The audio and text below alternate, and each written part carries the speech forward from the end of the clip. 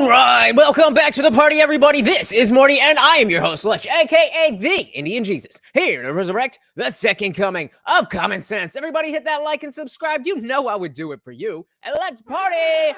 Big shout out to the replay gang. Thank you so much for coming back to watch this, even though you missed the live party. Guys, this is the best time to watch it when it's live every Monday, Wednesday, Friday, 8 p.m. Eastern, and sometimes whenever I feel like it. So hit that subscribe, ring the bell, and you will never miss an Indian Jesus live party ever again. Also, head over to theindianjesus.com for your very own official merch only at theindianjesus.com. All right. We got Levy in the building. We got Liberty Plus TV coming in early, coming in hot. Welcome to the party, guys. I am very excited for this one. So, you know, we talk all up and down about mainstream media and how horrible and terrible it is, and justifiably so. But every once in a while, you know, you get a little a diamond in the rough. And so Piers Morgan had on not only Destiny, not only Benny Johnson, but Dave Smith all at the same time. And I think it was a really interesting conversation, and it was only about 35 minutes. And you know how these talking head things go, where this person says one thing and that person says that thing, and then we're moving on. So I there was a lot here, but I figured, you know, because of the format, it didn't get to breathe. It didn't get to breathe, and you didn't really get to see exactly what we have here. So I figured we should dive into it and break it down. You know, and I think it's enjoyable. So I think you guys will like it. As always, if you cannot hear the video, please do let me know. Well, Presidents Biden and Trump have been confirmed as their party's presumptive nominees after the least competitive primaries in living presidential memory. They have 8 months to prove that they've got big answers to the big questions dividing America. Could the U.S. continue to back Israel in Gaza? How do we end Putin's war in Ukraine? Should the U.S. keep funding it? Who will fix the migrant crisis at the southern border? They're not claiming for this music. Many people feel is broken. Who stands to gain or lose the most from the continued momentum of people like RFK Jr.? Our guests for this debate have strong views and a big influence in the digital space, where so many scores are now settled. Together at last, I'm joined by the stream of Destiny, Benny Johnson, and Dave Smith. I think that is. Hey, we got Virgil Kane in the building, all the way over from Manchester, England. Welcome to the party. Guys, if you could do me a huge favor and hit that like button on your way in, it would do me a huge favor. Oh, my goodness. We also got Dylan Sue. Welcome. Let's dive right in, guys. Pretty undeniable that Trump is kind of a mean-spirited guy. Every single thing that he does is just ultimately to serve his needs or his ends at the end of the day. To call somebody demonic like Donald Trump, who's actually against the 10 million people who have been human smuggled into this country, many of them children. Have you ever been down to the border, Destiny? Have you seen the rape trees? Trump brought world peace. How dare you? There goes monetization. I didn't kill anybody. And even in this State of the Union, which, as you said, and I'll agree, he did better than, if the standard is he was able to walk and get up there and read words off a teleprompter. For whatever reason, his position on the war in Gaza has just totally ruined his campaign. This is just not the case for Donald Trump. All right, and starting out hot, we got Indy Fam. Welcome to the party with the 5, 6, 7. And of course, you guys know that every single super chat or donation comes with a treat for Morty. And as you guys saw, I was called out for that when we have guests. So when we do have guests, I've figured out that what we can do, instead of a treat for every super chat, we'll just have like, you know, we'll go up to 20 or 50 or whatever it is dollars, and then he gets his own peanut butter jar. But we can talk about that. Welcome to the party, Indie Film. Thank you very much. And very early becoming the sponsor of the stream. Virgil asks a very dark question, and unfortunately, it is exactly what it sounds like. It is a tree that has a bunch of toys in it so that the coyotes know where to go to the children. Yep. I was just thinking that said the Arpe video on the by that time, it's usually it's in the first 7 minutes that they really care. After that, you know, it's whatever. But welcome to the party, Indie Film. Thank you so very much. You are our new sponsor, guys. Let's do it. So welcome all to all three of you. I've been looking forward to this. I got to say, three titans of your businesses coming together to talk about what is probably, I don't know, depending on your viewpoint, this is either the most depressing moment in modern American politics, or something that is, I don't know, indicative of a wider malaise, you might argue, about the way the world is going. Yeah, exactly. So even right there, this is precisely what I mean about that. This is so dense. There's a lot here, but because of the format, you're not really able to dig into any one thing that anybody is saying. And so, yes, this idea that, well, okay, we've got Destiny, Benny Johnson, and Dave Smith on with Piers Morgan. That's not something you necessarily would have expected. And so that either means that things are going really well because we can all come together and, you know, be, on different, coming from different perspectives and still be able to have a conversation, or that these are the best we got. And, as much as I love all three of them, Destiny is, as Candace Owens just called him out for being a 35-year-old college kid. Benny Johnson, new on the scene. I like him, but he's a little bit antagonistic and melodramatic, if I may say. And as much as I love Dave Smith, I think he is so spot on with so many things. He is just a stand-up comedian. And I think it says a lot that these are the type of people that are at the top of our game when it comes to talking politics. Indicative of a wider malaise, you might argue, about the way the world is going, where celebrity triumphs substance, where age is no longer seen to be a problem. Who knows what we're talking about here, but you guys can thrash it out between you. I want to start by playing what... this is Bill Maher's show from Friday night. Oh, and he had Lord. Robert De Niro on. He said this about Trump. Oh, my God. Have you guys seen this? Oh, my God. Get ready for the drama. Talk about melodrama. He's such a mean, nasty, hateful person. I never play him as an actor. Because I'd never play him as an actor. I just hope, just because he said that out loud, I hope that some studio exec is like, well, I mean, obviously they're going to make a movie either about Trump or with Trump in it at some point. And they go to Robert De Niro, you're the only one for the job. And they offer him some huge check. And he said, well, no, I said on Bill Maher that I would never do it. I have to stand strong in my values. These are the values that these people stick to. I will never play him as an actor. Loser. Is it an oak tree or a giant redwood? Oof, I don't know, and I don't want to find out. As much as I really dislike Piers for how he treated Uncle Alex Jones, I really like the way he handles himself nowadays. I agree. I think that he's definitely had, I don't know if you want to say like a heel turn, but he definitely, once he was pushed out, I think he was on CNN, right? And once he was kind of pushed out of like the mainstream media, this is still, I'm pretty sure this is on legacy TV. Like you can go to a TV channel. But it's his own network, it's his own show, it's his own thing. And I think that frees people up a lot to be able to, say what they want to say, for better or for worse. Yeah. And he makes a great point. Hasn't he played actual gangsters and murderers and stuff? Bingo. Yes. And he legitimately thinks that Trump is worse.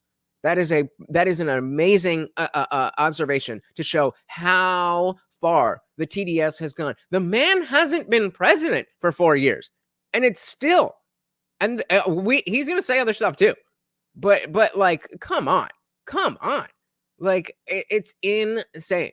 Yeah, this is rich coming from a man who has the F Trump at the Tourette's Award show. Of course. Or not the Tourette's Award show. He had Tourette's at the award show. And he's going to come off the end of a bad lawsuit involving a former assistant who accused him of being nasty and mistreated. Surprise. Shout out to M169. Welcome to the party. Yep. Starting out with narcissist. I mean, he's an actor. What do you expect? hateful person. I never play him as an actor because I can't see any good in him. Nothing. That's because you're not looking. If you're purposely trying to demonize somebody in your mind, it's not that hard to pretend that they are a demon. Shout out to I Am That I Am. Welcome to the party. Yeah, I saw that happened. I didn't, it was like 6 hours, right? So I didn't get to dive into it, but I definitely want to. Welcome to the party. We also got Band Anna in the building. Welcome to the party. Where are you coming from that it's morning? It is 8 p.m. here, but welcome. We are just watching Robert De Niro go a little crazy over Trump. I can't see any good in him. Nothing at all. Nothing redeemable in him. If he wins the election, you won't be on the show anymore. He'll come looking for me. He's gonna come looking for bro. He don't care about you like that. And you're Robert De Niro. They laughed at him. Things that happen that none of us could imagine. I mean, okay. Let's start with Destiny. I got to say, when I saw that, I just thought, really, isn't this liberals falling into the old trap of over-demonizing Trump to the extent that actually it just helps him? Hey, shout out from Scotland, a new country on the board. Welcome. Big shout out to Scotland. So yes, more demonizing Trump. Old trap of over-demonizing Trump to the extent that actually it just helps him. I think that there is an issue when it comes to covering Trump because it feels like there is an over-demonization of Trump, but also Trump is kind of a demon. Like, I think... Bruh. Do I need... Bruh. So you admit you are the problem. There is an over-demonization of Trump, but also Trump is kind of a demon. Like, I think that it's funny because people will look at the left and they'll say that, you know, people are harping too much on Trump's rhetoric or how mean he is towards people on Twitter. But then when you talk to conservatives, it seems like Trump's Twitter behavior is their number one selling point for why they like him so much. Like, yeah, I don't know what he does with policy. I don't know what he does with legislation, but you know, he's got a lot of really good zingers. Like, this is a guy who's known for giving mean nicknames to his debate stage opponents. Okay, and so this, again, is a fundamental misunderstanding of what people like about Trump. Yes, we like Trump because of that stuff, but not because, oh, it's funny that he says mean words. No, it's that these people deserve criticism. These people deserve criticism, and everyone in the political class, the elite class, whatever, just continue is either part of it or pretends that it doesn't happen, it doesn't exist. So yes, the fact that he's willing to speak out and say what we all want to say is a big deal. But he's just saying it. That's why they like him, because he's saying things. Like, this is a guy who's known for giving mean nicknames to his debate stage opponents. I don't think it's that crazy to say that Trump has some of the most divisive rhetoric and is one of the meanest people that we've seen as like a world leader on the world stage, at least insofar as like rhetoric and how he addresses people goes. Is he so mean that he would, political or extrajudiciously go after his political opponent? That was not great. I'll take the L on that one. But you know what I mean? It's like this idea of mean. He's mean. This is why all the time we talk about the content or the lens through which we look at our politicians. Remember he he was saying to Ben Shapiro on Lex Friedman. He was like, oh, so you get to grade Trump on a curve, but not anybody else? Ben's like, no, I grade every president on a curve. Meaning I'm not going to look at you and judge you the same way that I judge somebody that I want to be friends with, or judge somebody that I want teaching my children, or judge somebody that I want watching my boy Morty here. I wouldn't trust Trump for a lot of that. That doesn't mean that he is not the best leader for the country. Shout out to Zippy DSM Lee over on Rumble with the Rumble. Oh, where's my applause? There we go. The Rumble chat. Thank you. Said blue hair drama. Where's my popcorn?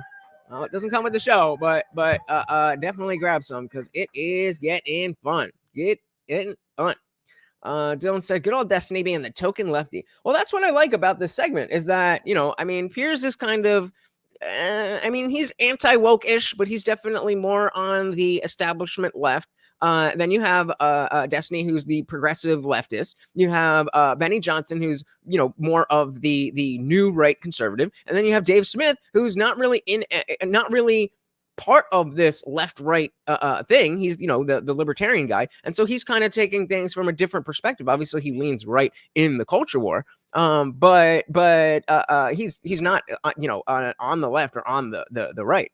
And the film says, Destiny may be right. Demons famously want to end war and build the economy. How horrible, right? How horrible. Well, like I said, there's something about Destiny using the word demon that really bothers me. Atheists using the word demon to describe somebody they don't like.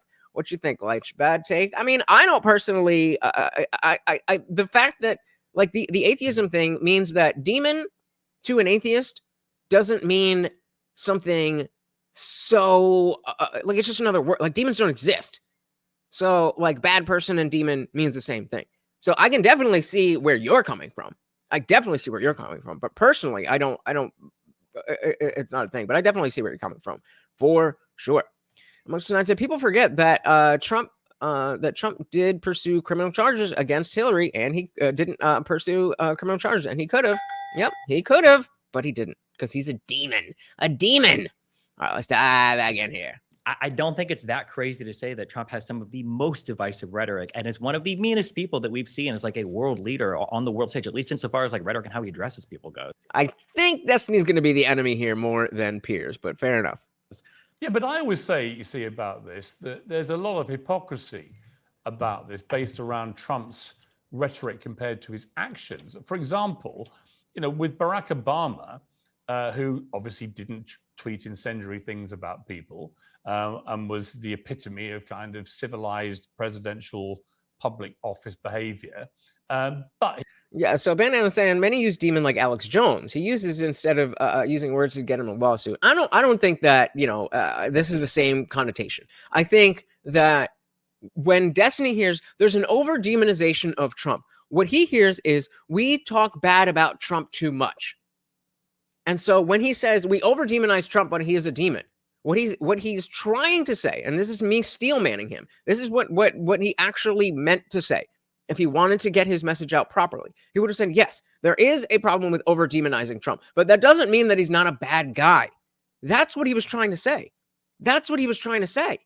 But the people, as we, you and Guamtech were pointing out, that's a heavy word that has connotations to it. And it's not going to win you any favors. Kind of civilized presidential public office behavior.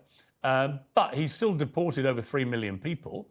He still ran a terrible drone program. He still dropped more bombs in 1 year than any president in modern history. He kept Guantanamo Bay open despite campaigning to shut it, etc. Yep. He's the angel, Trump's the devil, and I don't think either's particularly accurate. Mm-hmm.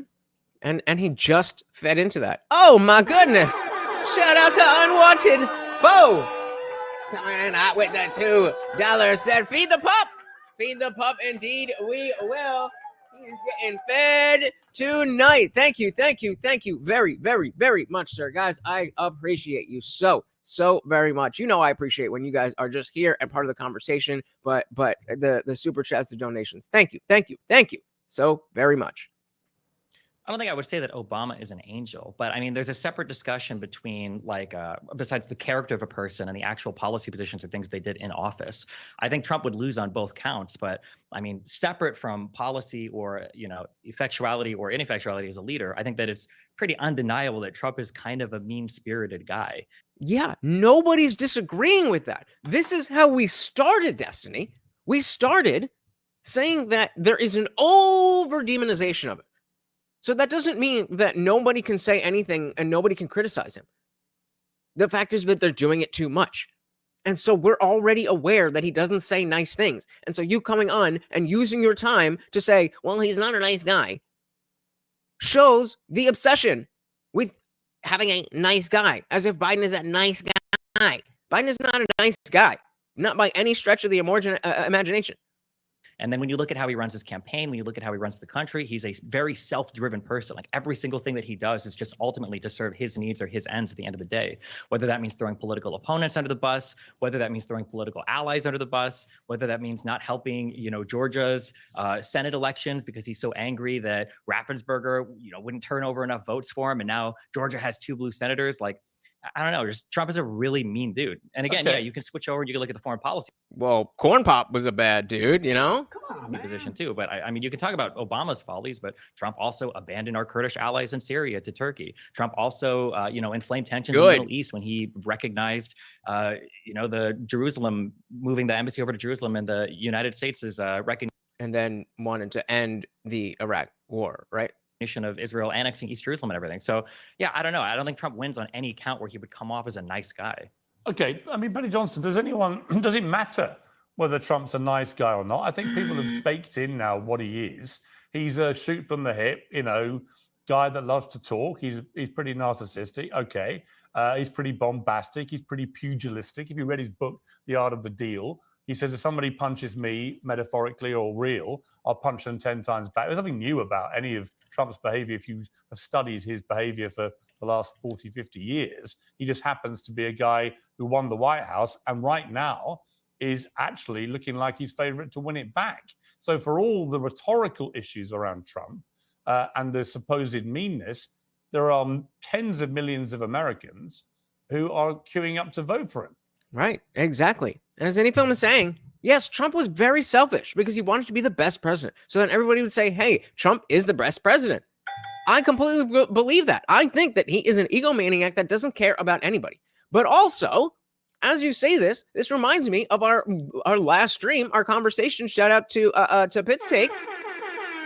That he was, when we think about self and tribe, that yes, you have to be a little selfish in order to do what's right in the face of an establishment that has no desire to make that happen.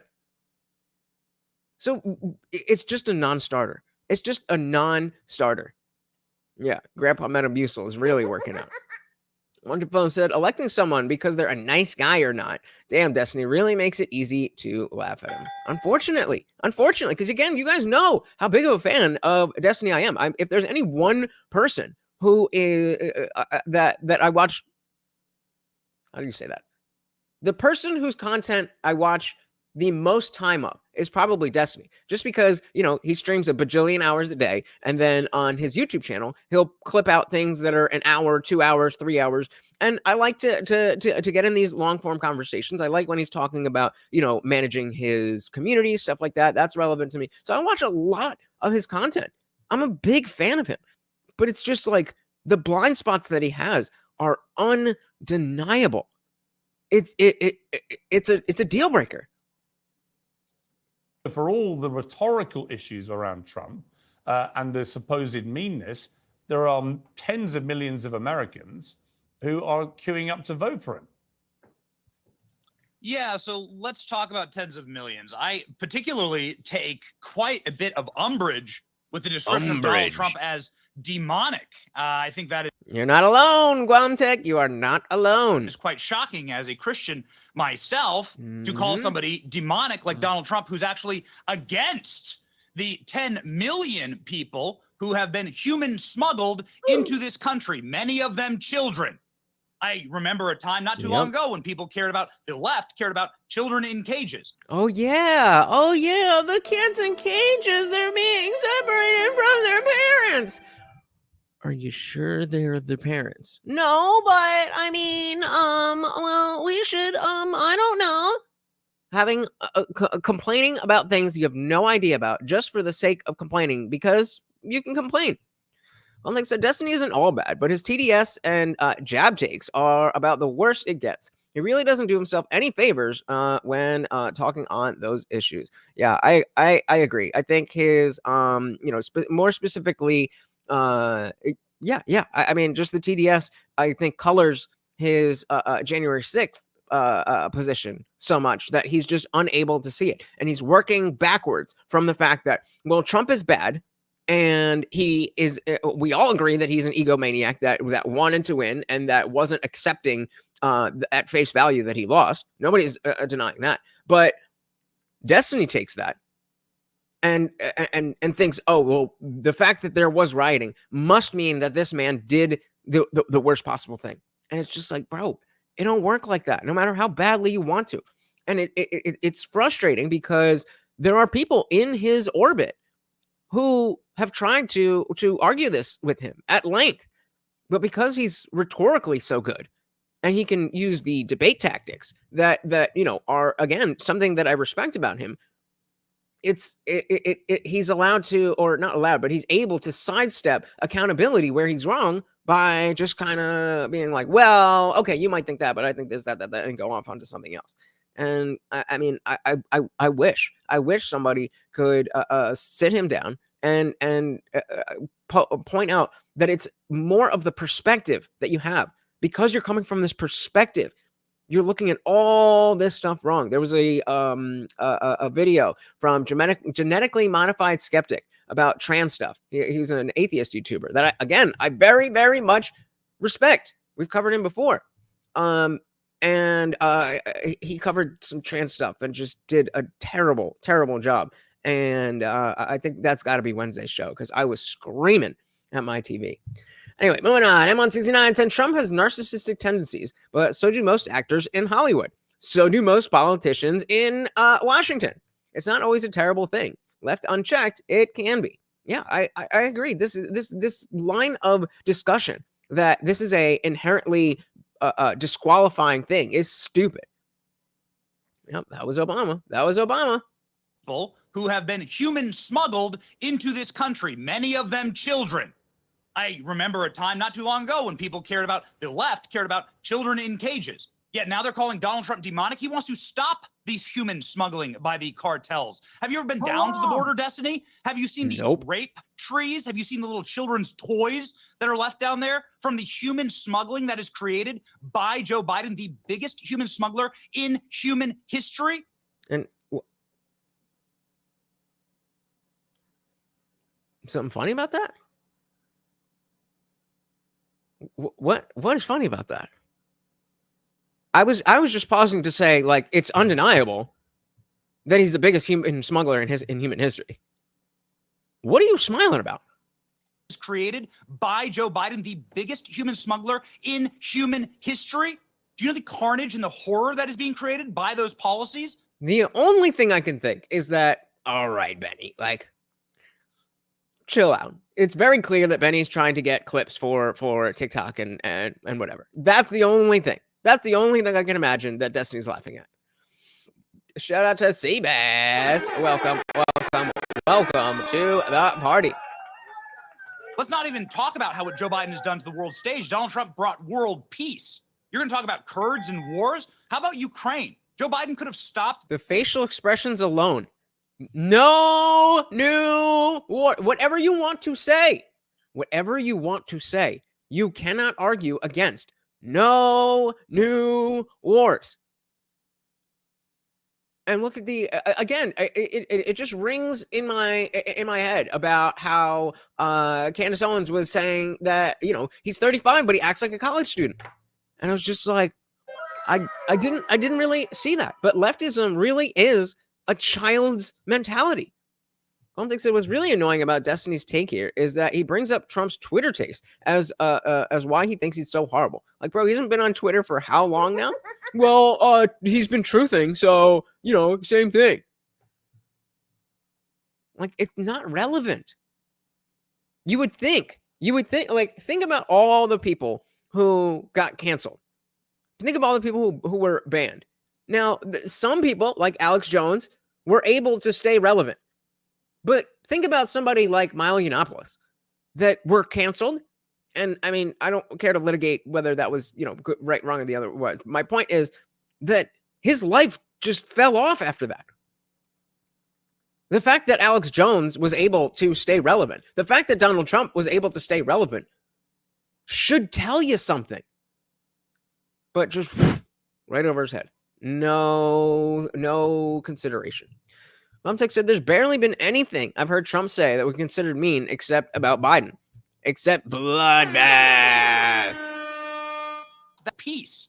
You're going to talk about Kurds and wars? How about Ukraine? Joe Biden could have stopped that war before it even started. Yep. Joe Biden continues that. Well, he was never going to stop that war. He was hoping for that war since he was vice president. War and continues the funding of that war that is leading to the wholesale slaughter of an entire region.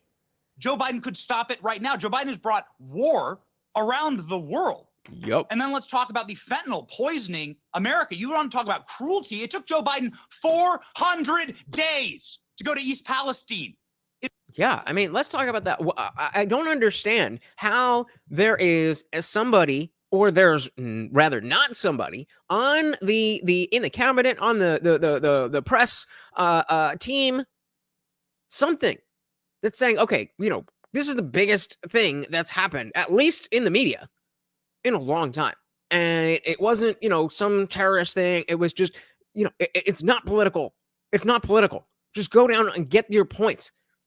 You can clean up, not, you know, physically clean up, but I mean, you can clean up just by getting all this positive press. Imagine if he went down on day 1, day 2, day 3 and made a rousing speech. Rousing. Think about how strong that would have been for Biden supporters to be able to tout out as reasons, well, okay, maybe he's not horribly terrible. Instead, you wait apparently 400 days and you have nothing to say against it. Bandana said Ukrainian MP Hennedy has just become the first European owner of a $600,000 Rolls Royce. Lucky him. I want one.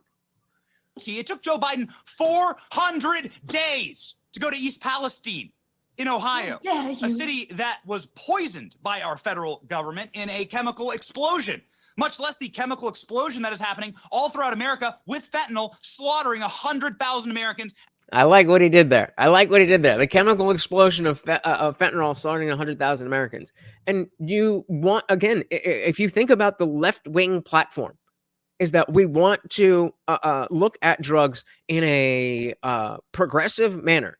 That, of course, we don't just want people doing drugs, but we understand that people are going to do drugs, and that nonviolent drug offenders are people who want to, or rather don't want to hurt anybody. They just want to do what they want to do. And that, you know, the legislation around that, so on and so forth, that they want to help these people. Yet they're doing everything to make it worse. Shout out to Gummo a Rabbit. Welcome to the party.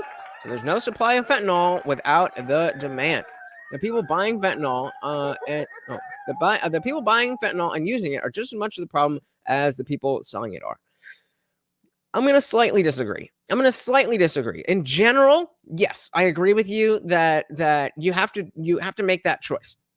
I'm just not going to act like the choice of a poor, homeless loser who has nothing going for them and deciding to do drugs that are laced with fentanyl. I'm not going to say that's the same type of thing as cartels having an entire system to traffic this stuff in. So yes, they're both doing the wrong thing.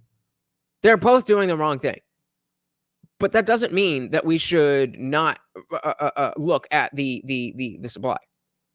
Blame foreigners for making people take it and die is not supported by anything real. I'm not blaming foreigners for making people take it. I'm blaming foreigners for bringing it here in the first place. I agree with you that, you know, I've been a drug addict and that was all my choice. That was my fuck up. Nobody made me do anything. That doesn't mean that it's a good thing that it was very, very, very, very, very, very, very, very easy for me to get these drugs. You said fent is created by the CIA and you were so close, buddy. So close. I was into pain pills, oxys, that kind of stuff. And yeah, I was doing it for too long. It became too expensive. I was like, oh, I can't afford this. I'm out.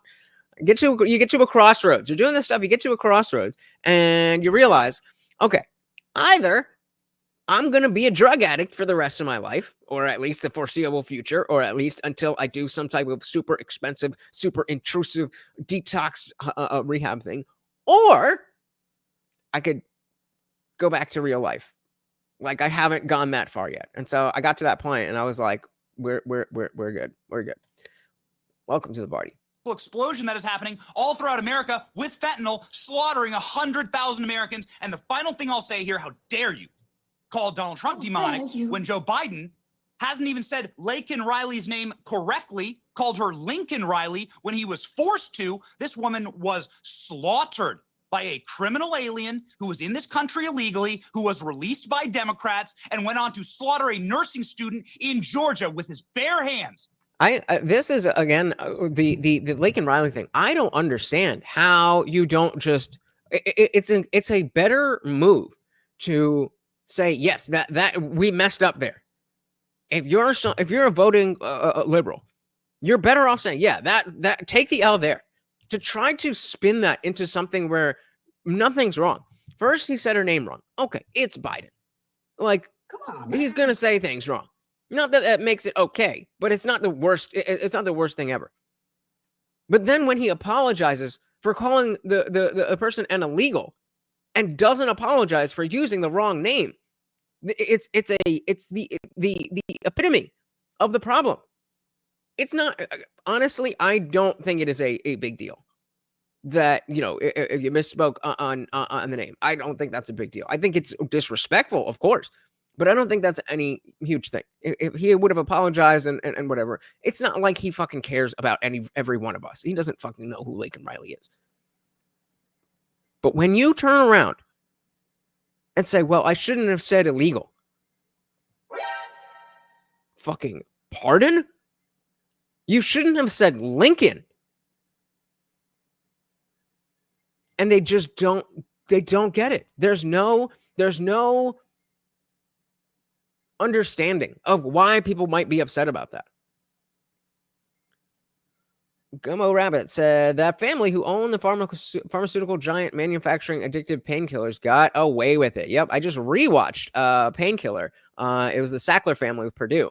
I just rewatched that over this week, and oh, it had me so triggered. They were able to get 160 milligram pills, just go out and say, oh, my back hurts, and then they give you a script and you run over to the pain clinic. Oh man.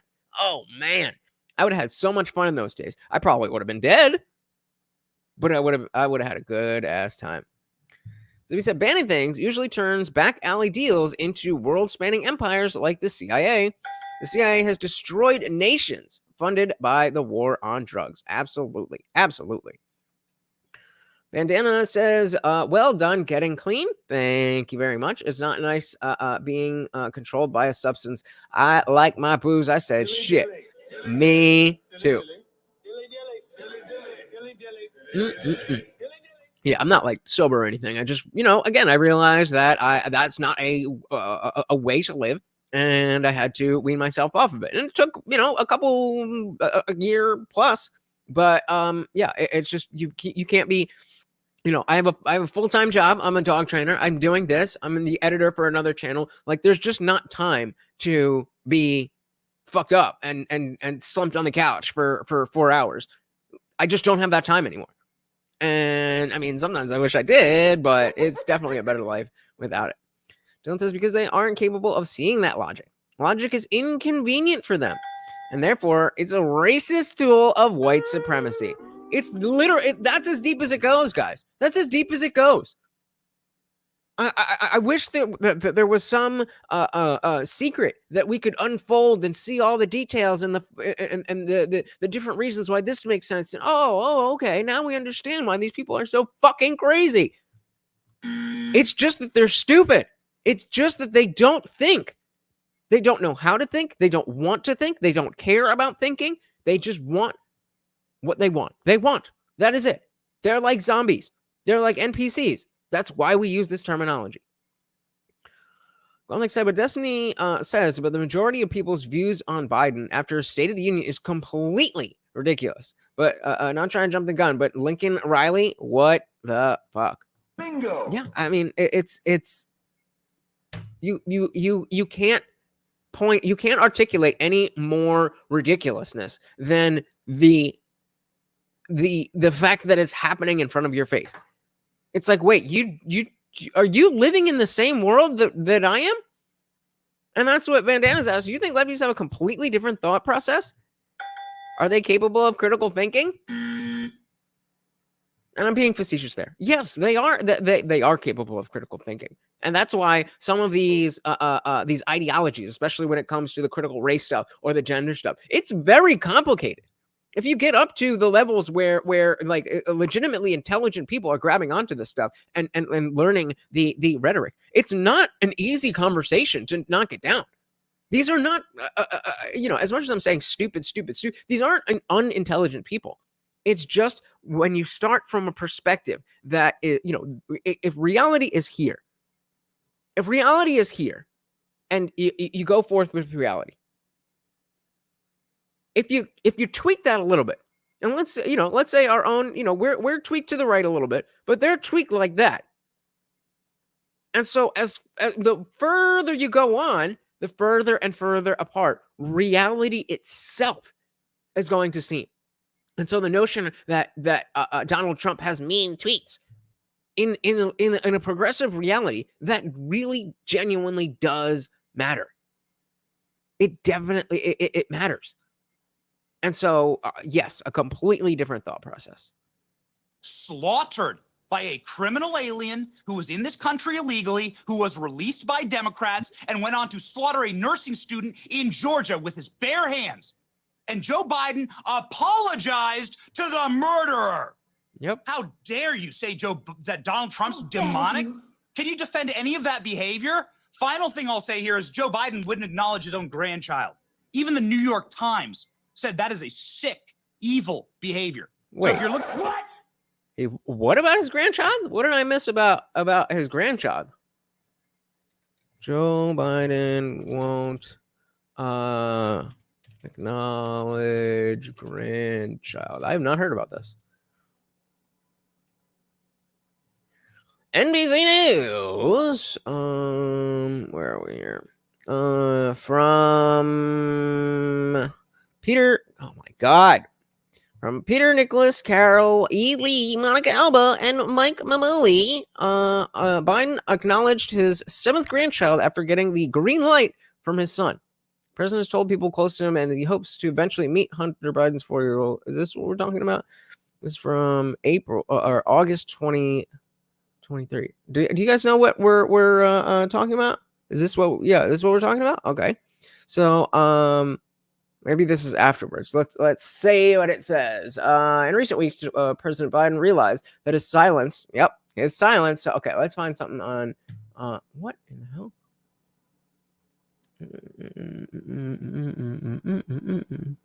There we go. Okay, even from NPR.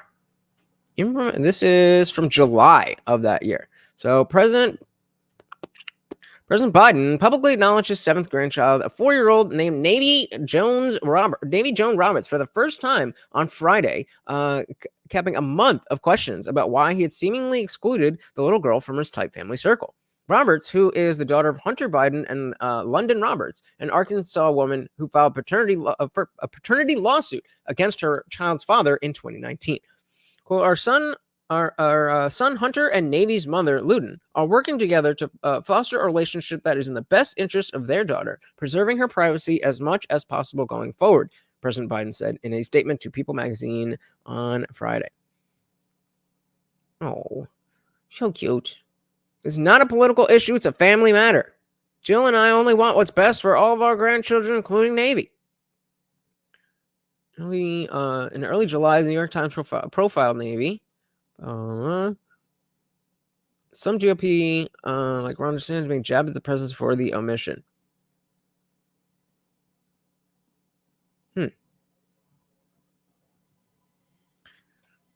And Dennis said, I think it's the mother. It's not who we want to associate with. That makes sense. Guamtech said that's done That's literal medieval times bullshit. Thou shalt not have access to thine riches if not acknowledged to have come from the rightful loins of the crown. You know nothing, Jon Snow. And it said, Joe and I just want votes, and voters didn't like me ignoring her, Joe said. Oof. I was a mess, but a mess I've taken responsibility for. I don't know about all that. I don't know about all that. Seabass said, Ashley Biden's diary is a good read. Yikes. Yikes. Shout out to Bandana. Welcome, welcome, welcome to the party. Welcome to the club. Hope to see you again. Thank you for being here. You have a great, great night.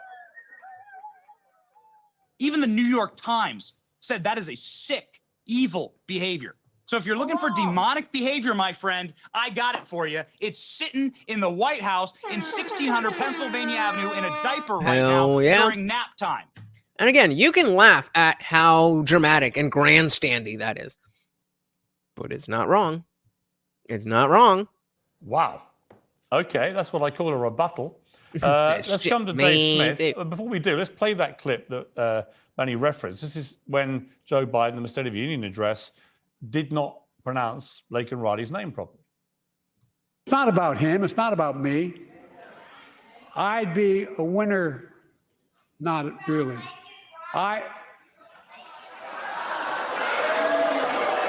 You can tell that the cabinet at that moment, they're like, okay, he's on his drugs, he's on course, he's doing good, and MTG comes out, and they're just like, oh no, he lost his spot, he had the momentum, he was doing good, and then oh god.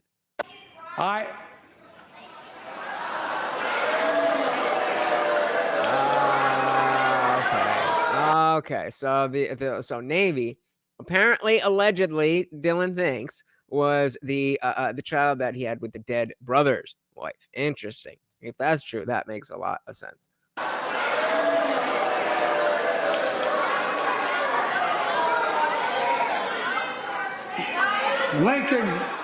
Laken Riley, an innocent young woman who was killed by an illegal.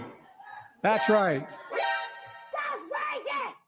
Can't say that. And can't say that. And then again, the fact that you're going to apologize for saying an illegal and not apologize for saying Lincoln. Where do your priorities lie? They are telling you who and what they care about. Shout out to Poon Cooter. Welcome to the party. So did you get to the part yet where Destiny says the Biden, Fauci, the mainstream media said the poke equals full immunity? We weren't supposed to take them at their word? No, we have not got there. Let's get to it. Welcome to the party. Real quick, Any Film says the child they pretended didn't exist was from Hunter and an Arkansas stripper. Degenerate. But you know, that's your president. Who was killed by an illegal. That's right. Yes. Brothers do have different DNA unless they're identical twins. Now, Dave, the issue for Biden. If I may. Sorry, Benny? If I may, just since I brought up the clip, if you don't mind, Piers. Sure. Could I ask Destiny right now, would you like to apologize to Laken Riley's family for her murder, since it's open border Democrat policies that you promote on your program? Would you like to apologize to the parents of Laken Riley? And again, super grandstandy. Would you like to apologize as if Destiny did any, directly killed her? Obviously not. But the point stands that we told you, Biden told you, that we want you to surge the border. It was in it's not like in some backroom leaked material. It was on the debate stage. He said, surge the border. And you still supported that. And you said that was okay. And this is what happens. And so I wouldn't use this kind of approach. This is kind of a little bit cringe. But he's not wrong. You promote on your program, would you like to apologize to the parents of Laken Riley for the murder of her child? The virtue signaling is off the charts. I'm not. That was Destiny's best move because you're going way too hard, Benny. I didn't kill anybody, so I'm not going to apologize to anybody for somebody getting killed. But there are unfortunately, there are a lot of people that get killed in the United States for a large variety of reasons. If anybody gets killed, especially based on the background of this guy definitely should have been deported. I don't think anybody disagrees with that. Right. But the fact is that when you're in a group of what now at like 14 million people, It's not as easy to find these people. But in fact, we did find this person. And they weren't deported. And this is the type of thing that they will tell you. And Destiny's just going to hand wave. Well, he should have been deported. Why do you think he wasn't? Because any notion of keeping a secure border or getting rid of the people who weren't supposed to be here, any breadcrumb that they gave you about that was bullshit. Based on the background of this guy definitely should have been deported. I don't think anybody disagrees with that. But hey, listen, if you want the border stuff to be cleared up so much, why don't you tell Republicans to stop turning into a game in the White House or in the oh no, he's not going to do it. He's not going to go to the border bill, please. Congress and actually approve legislation to get more funding down for the border. Okay. Right. I did watch this, but it was 2 days ago, and I don't really remember. I was working, I was doing a bunch of other stuff, so I did see this, but I don't remember the details. From that bill, it was, let's give Israel and Ukraine a shit ton of money. Correct me if I'm wrong. I didn't read the entire bill myself. It was one of these, I don't know if you call it an omnibus bill, but it smuggled in a shit ton of money and then also said something here that wasn't enough about the border. That's why they call it the border security bill, so that people like Destiny can go on TV and say, well, Republicans stopped legislation. I'm sorry, but I think Donald Trump ran on build the wall. And it's Republicans' fault that there's no wall. I mean, you can't get any more disingenuous than this. This is, again, why I don't really like this format of just the talking head, because it forces you to be on the defensive no matter, either be on the defensive or, virtue signal like Benny Johnson. Which I think, if you're going to go on a show like this, that's probably the better way to go, unfortunately. But we're here. And he says, this guy should have been deported. I don't think anybody disagrees with that, except for the Biden administration and the DNC, which is exactly Benny's point. Maybe if you think he should be deported, then you shouldn't be voting for people who won't deport people like that. Not only won't deport them, but won't even hold them in jail. I think, let me make sure. I just want to get I just want to make sure we have the details right. Let's do a quick little, let's just shout out to USA Today, especially in case anybody is not fully aware. To you, she was like an angel. This morning, Jason Riley speaking out for the first time, describing his 22-year-old daughter, Laken, as an avid marathon runner with dreams of one day becoming a nurse and working with children. We were looking forward to seeing her graduate next year. She was so full of life. I just hate that, she was taken so early. Police say Laken was murdered while jogging on the University of Georgia campus last month. I wake up every day thinking, that I can call her, and I can't. Is this going to give us... Police have charged 26-year-old Jose Antonio Ibarra with her murder. Ibarra, a Venezuelan citizen, entered the U.S. illegally in 2022, officials say. And despite... And who? I'm not sure. Wait. Okay, so 2022. So that means that would have been... Because Trump was in 20... So Biden was president. Okay, just making sure. An arrest in New York and a citation for shoplifting in Georgia. And he was in jail and given a trial and then deported, right? Was never deported. Do you think a difference in immigration policy would have made a difference for Laken? Shout out to Giorgio. Welcome to the party. So I thought, what if we did single issue voting instead of lumping a bunch of issues behind one candidate or one bill? Yeah, exactly. That's exactly what MC169 was saying. Single issue bills. Yes, this is what we're voting on.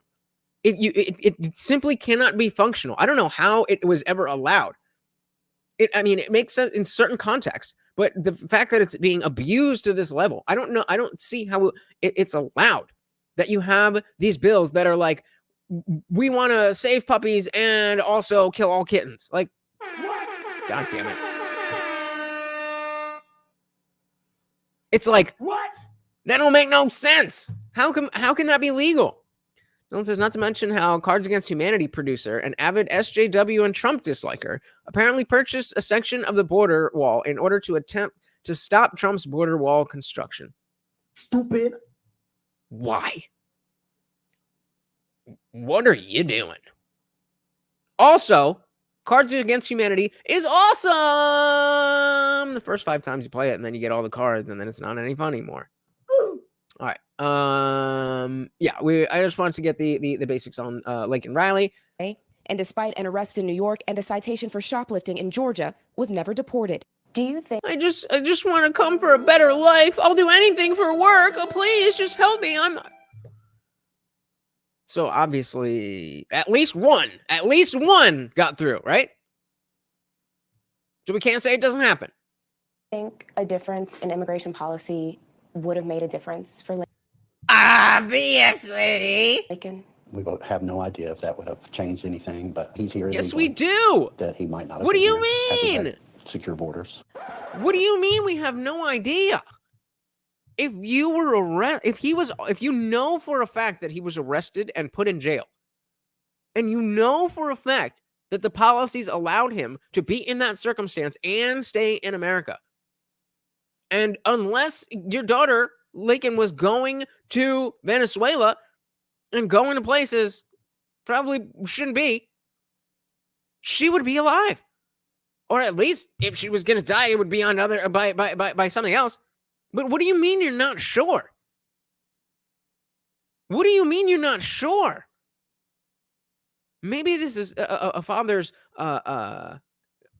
need to rationalize that it couldn't possibly be that the American government directly led to the death of my daughter. Fine, maybe I'll give him that. But you can't say that. Like, yes, it would have changed. It absolutely would have changed. There's no question. Policy would have made a difference for Laken? We both have no idea if that would have changed anything, but he's here illegally. That he might not have been here had we had secure borders. Exactly. Laken's murder has become a flashpoint in the partisan debate over immigration. Former President Trump meeting with Laken's mom and stepdad earlier this month, just days after this tense exchange at the State of the Union. Any film saying, let's not forget the victim blaming, where they said, oh, well, she was probably fighting back, and that's why he strangled her. I don't think that is, you can interpret it that way. I don't think that is what people are trying to say. I think people are trying to explain what happened in the sense that the guy was after an SA situation. And the good on her for fighting back. But once she fought back, now he got angry and decided to do more bad things. So it's not on her, but it's just cause and effect. I think I'm trying to be as fair as I can, but I think that's what the story is, that this guy was going in to try to SA her and then whatever. And if she had, just let it happen, which I'm not saying that she should have, but if in an alternate universe, then and again, I don't even know the details around that, but I assume witnesses or something. I don't know, but I'm trying my best to steel man all of these horrible people, which is why we are better than them. Earlier this month, just days after this tense exchange at the State of the Union. Georgia Representative Marjorie Taylor Greene imploring President Biden to say Laken Riley's name. Laken Riley, an innocent young woman who was killed by an illegal. Laken Riley, an innocent young woman who was killed. Who that? By an illegal. Who's Laken Riley? I feel like she's being used somewhat politically. How do you feel about that? It makes me angry. She was much better than that. She should be raised up for the person that she is. And I mean, hey, there absolutely is something to be said about our side of the conversation using her as a token. I don't think that is the case. I think it is appropriate to hold her up as an example because of the fact that we have always said that this is the kind of stuff that we want to avoid. And then it happens. I think that's fair. But I also think it's fair that there's probably people who, again, don't really care that somebody died. But they do care that they can use this to advance their political message. An angel on earth. Her heartbroken father says, now gone far too soon. What gives you strength? Knowing that she's looking down on me, it has made me so much stronger. I so badly wanted to do an is she though, but I'll respect. Shout out to Laken Riley. I'll leave the is it though at home. Truly heartbreaking. And while the suspect has not yet entered a plea, we are now learning that he is demanding a jury trial according to court documents. And the family of Laken Riley is also preparing for what is likely to be a difficult trial. Her father telling me that he is heartbroken not only for his family, but also the family of the suspect whose lives have been forever changed. And he told us that if he were to see the suspect's mother, he would want to give her a hug because he believes that's what his daughter would have done. And I understand that. I definitely do. I mean, is there anything else here? I don't think there's much here. That's the story. And I understand that. I understand that completely. That, you know, you're not in control of what your children do. That I'm sure the mother would never want that to happen.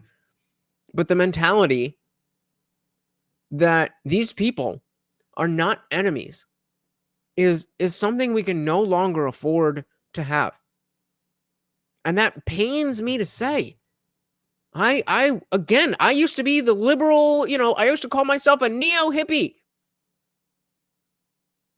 That kumbaya, we're all people, we're all the human race, all of that. But these are enemies. And as long as you continue to deny that fact, your enemies will succeed. Zuby said, use the is it though the negative and pathetic way. It's the way. What? Come on, man. Just take 2 seconds. 2 seconds.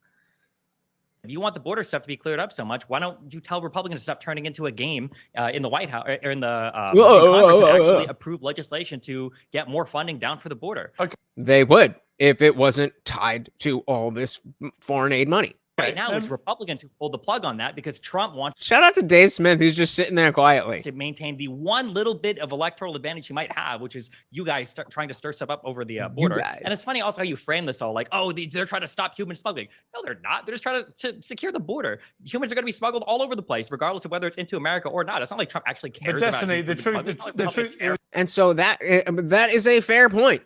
That is a fair point. I don't know how much Biden or Trump genuinely sits up and cares about the human smuggling across the border. I don't know.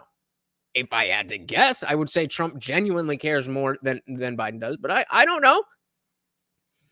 Doesn't matter. It doesn't matter.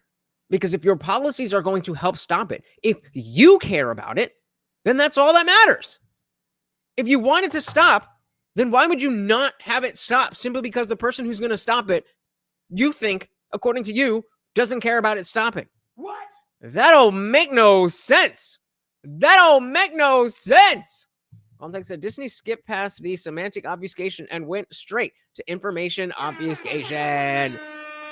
Yeah, I mean, you're just twisting it. That's not reality, bro. Hey, shout out to Zippy again with the Rumble chat. Except for the correct use of is it though? Fight the good fight. Bash the negative and the pathetic. Use words and not drool like Zippy for the lulls and the drool. Thank you, sir. Would it change? I don't know. Of course it would. Of course. Everyone said, yes, it's definitely Trump and the Republicans' fault that the border has essentially been open since January 21st, 2020. Something about that date. What? Something about that date. I don't know. Oh, man. All over the place, regardless. Stop you guys. I miss this. There was something else, too, that it seems like he's trying to, pun intended or no pun intended, smuggle in a different point with this all over the world thing. Actually approve legislation to get more funding down for the border. Okay. Right now, it's Republicans who pulled the plug on that because Trump wants to maintain the one little bit of electoral advantage he might have, which is you guys trying to stir stuff up over. Okay, so that's him saying, well, you know, if we fix the border, then I can't run on fixing the border, which is bullshit because there's a whole shit ton that we hate about leftism and wokeism that he can run on. The trans stuff is pretty much, neck and neck with all that. The racism, the CRT stuff, it's right up there. So trust me, Destiny. Trust me. To pretend as if we didn't have people pouring across the border that nobody would be in favor of Trump is naive. It's naive. But let's see. Okay, so there was that point. For the border. And it's funny also how you frame this all like, oh, they're trying to stop human smuggling. They are trying to stop human smuggling. Even if they don't care about the humans being smuggled, they're not trying to stop human smuggling. They indeed are trying to stop human smuggling. I don't care why. I don't care why. No, they're not. They're just trying to secure the border. Okay, and so are those mutually exclusive? Why do you think they want to secure the border? Because it's politically advantageous, right? They don't care about anything except being politically advantageous. Okay, fine. So they just want to secure the border because it's politically advantageous. Why then, Destiny, is it politically advantageous? I don't know, maybe. Because people care about human smuggling. You fucking moron. Humans are going to be smuggled all over the place, regardless of whether it's into America or not. It's not like, okay, so let's just let it happen, and not only let it happen, but invite it and make it happen more because it's going to happen anyway. Stupid. You know you don't think that. You know that you don't believe that. You know that that's a stupid line of thinking. But again, I'll blame the format. I'll blame the format. Because I genuinely think he would not say that if he was in a format, a context where somebody would be like, say what I said, that, oh, so because people are going to be smuggled in certain places, we shouldn't try to not have them be smuggled? What's your point? they're just trying to secure the border. Humans are going to be smuggled all over the place, regardless of whether it's into America or not. It's not like Trump actually cares about Destiny, the truth is, yeah, like they're just trying to secure the border versus Dems that want. Number 9 said, Destiny is saying this because he thinks in this way, so must others. You know what that means? Dilly dilly. Projection! Dilly dilly. Good call. Good call. Yeah, you're absolutely right. You're absolutely right. This is, I don't care about these things.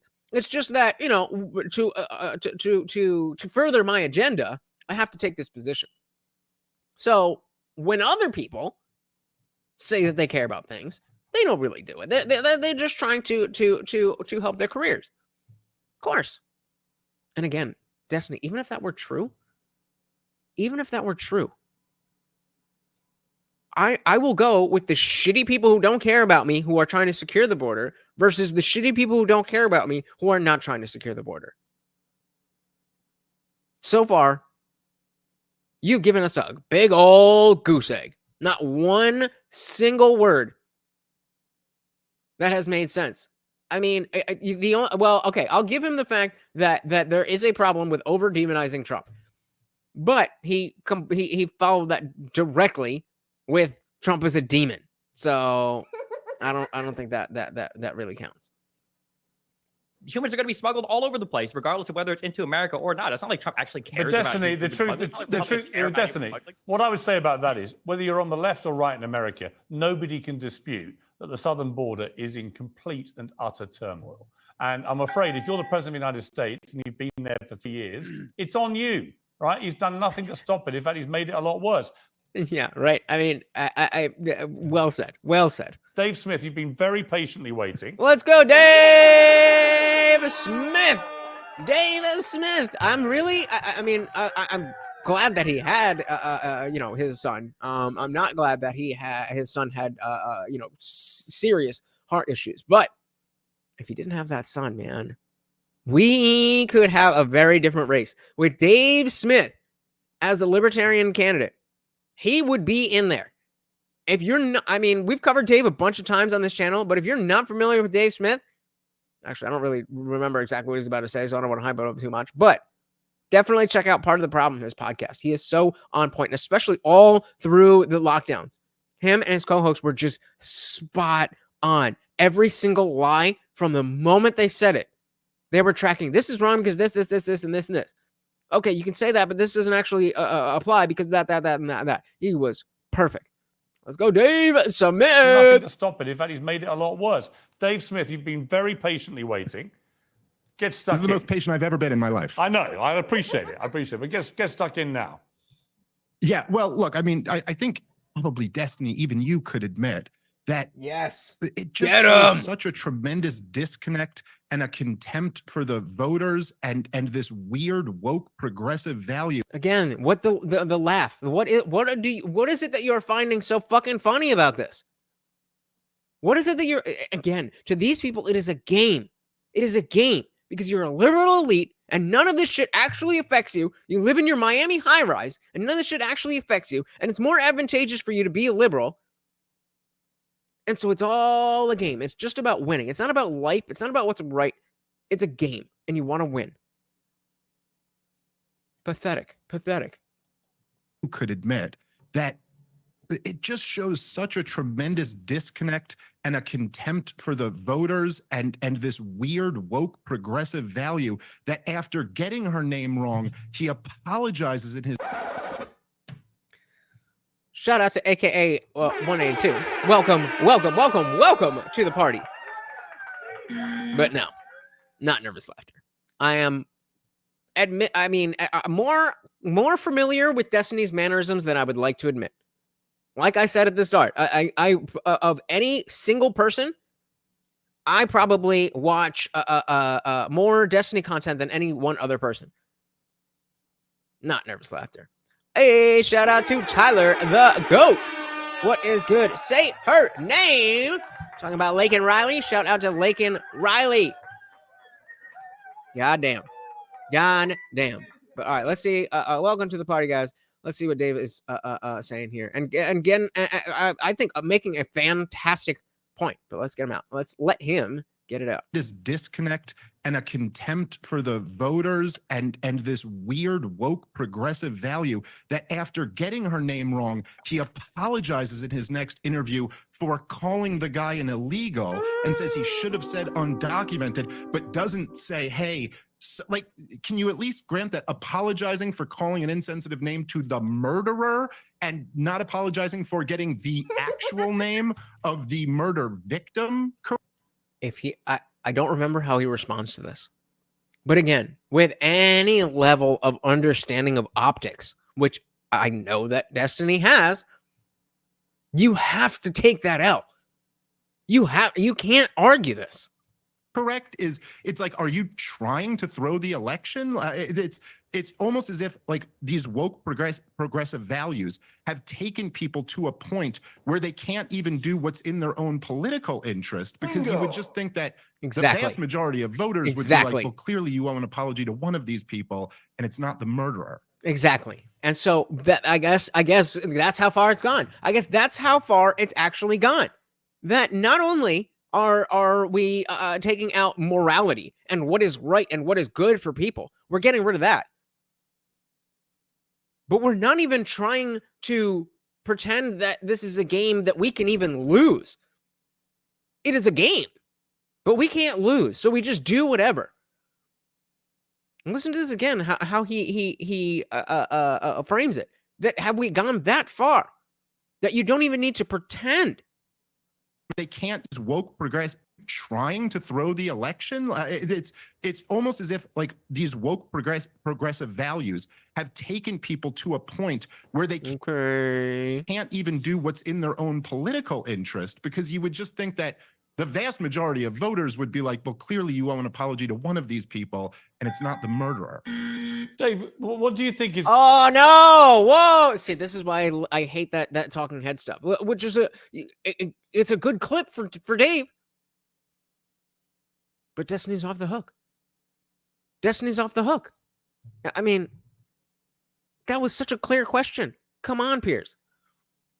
You owe an apology to one of these people and it's not the murderer. Dave, hey guys, if there is somebody that you would like me to have a discussion with. It is not nearly the same coming from little old me as it is from the fans, from the audience, from the people in the chat of whatever content creator you are looking at. Go, to Destiny's stream and spam. You need to talk to the Indian Jesus. You need to talk to the Indian Jesus. Go to Carrie Smith. Go to Christy Mayer. Go to all of these people that we want to see on the show, or you want me to see on their show. Guys, it's in your hands. If I'm just like, hey, can I be on your show, please? I'm just a little old creator, but, I think I have some good things to say. That doesn't mean shit. When you guys are like, oh my God, Tim Pool, you got to have on the Indian Jesus. And that's how it works. Like, well, clearly you owe an apology to one of these people, and it's not the murderer.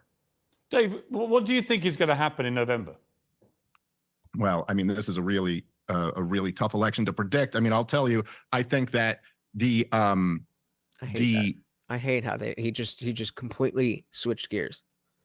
But to be fair, I think Dave did a good enough job that essentially that was a rhetorical question. Destiny was definitely saved by Destiny was definitely saved by Piers changing the subject. But I think we can give him enough credit to say that he would have been like, well, yeah, I mean, Tyler said Tim Pool is greater than the beta male Destiny. And I agree, but again, I'm a fan of both. I don't think it is necessary to hate people who are on opposite sides of the spectrum, much less different points on the spectrum. Better organizations that really run the United States of America and have much more power than the elected representatives. I think they have pretty clearly signaled that Donald Trump returning to the White House is unacceptable to them, and they are going to use whatever means necessary to not let that happen. I wonder. So I'm gonna make this poll actually, because I really don't know. I'm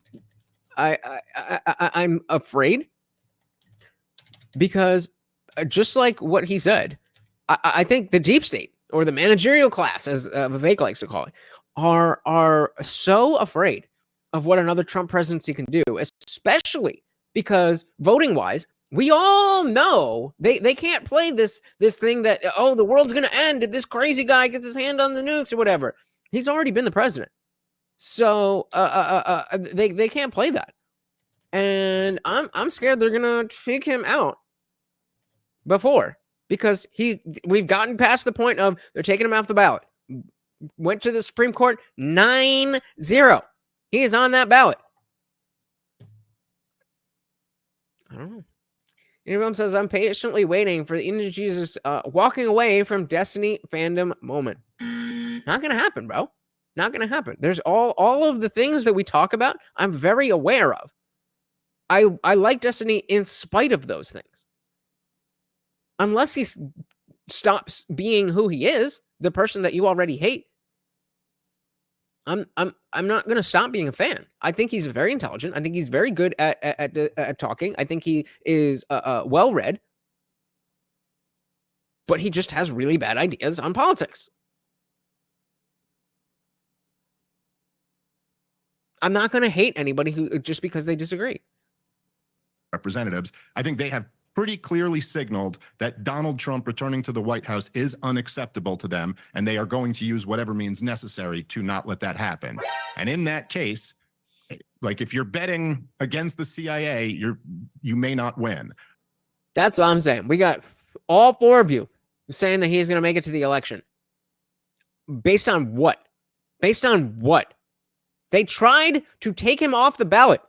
They charged him with 91 indictments. If there is a democratic process and Trump is not removed, as of right now, I think there's absolutely no question that Donald Trump gets elected. Look, if you look at any of the polling, the major two issues are the economy and immigration. And that's exactly why there's no way to spin this where Trump is not better on these things. If you are a serious person, despite all of the things, despite the the differences in how they talk about race, despite the differences in how they talk about gender, despite the differences in how they talk about the economy, despite the differences in how they talk about immigration. If you are a serious person, you understand that Trump is better than Biden for this job. I'm not saying you hate him, but like the implication that there would be some reason that I would walk away from his fandom as if I'm not aware that he has these stupid ideas seems kind of condescending. Just like, oh, you'll find God one day. You'll figure out how dumb destiny is one day. I get it. I get what you don't like. I'm just able to, just like with the Bible, I'm able to say, oh, I hate that, and that, but I like this, and this. I mean, yeah, whether Biden is going to make it is a whole other question. Nobody thinks that the CIA would do some shady shit. 91 indictments, trying to take him off the ballot, trying to get him arrested as the front runner, and nobody thinks they would even try. Y'all have a lot more trust in the establishment than I do. Now, I think there's absolutely no question that Donald Trump gets elected. Look, and of course that's true. I mean, if they do both make it to the end, obviously Trump wins. There's no question there. I don't think they're willing to lose the whole power structure from taking Trump out. I honestly think it would be the last straw for some real shit to go down if they go all the way. Yes, I agree, but why? Like okay, then in order to say at this point that they wouldn't try to take him out, then there has to be some reason why all of the negative optics of, going after him in the ways that they already have, what that actually means to an independent perspective, what that's going to mean as we look back at history.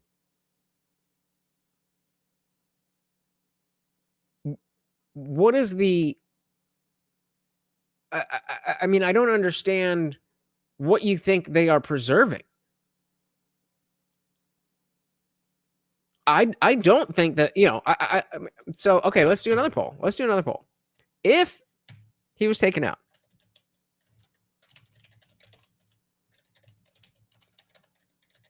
would people riot? Obviously, people there's no way of knowing.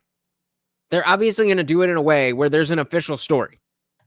So people don't know exactly what happened. But obviously, if Trump dies for any reason between now and, the end of his supposed presidency, people are going to assume that it was foul play.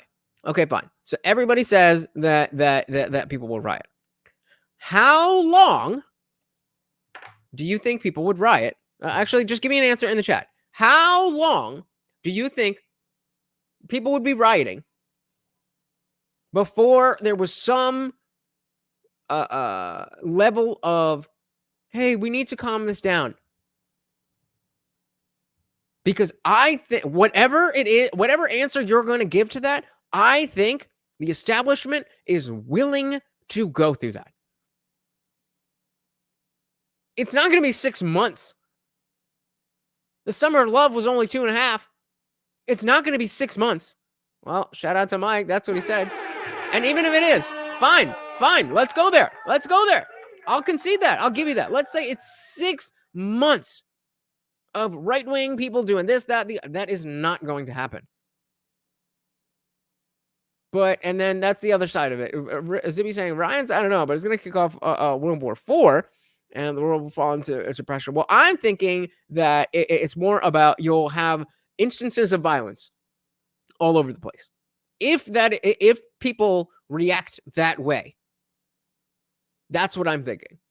If it is that people will react that way because Trump died and they think that he was taken out, then people are definitely going to do crazy shit. So let's back up there. So we have actual riots, which I do also think will happen or would happen. But I think the bigger problem, but I think those would be quelled very quickly. There'll be a couple rallies here and there. You know, the Antifa and the cops and everything. Shut that shit down real quick.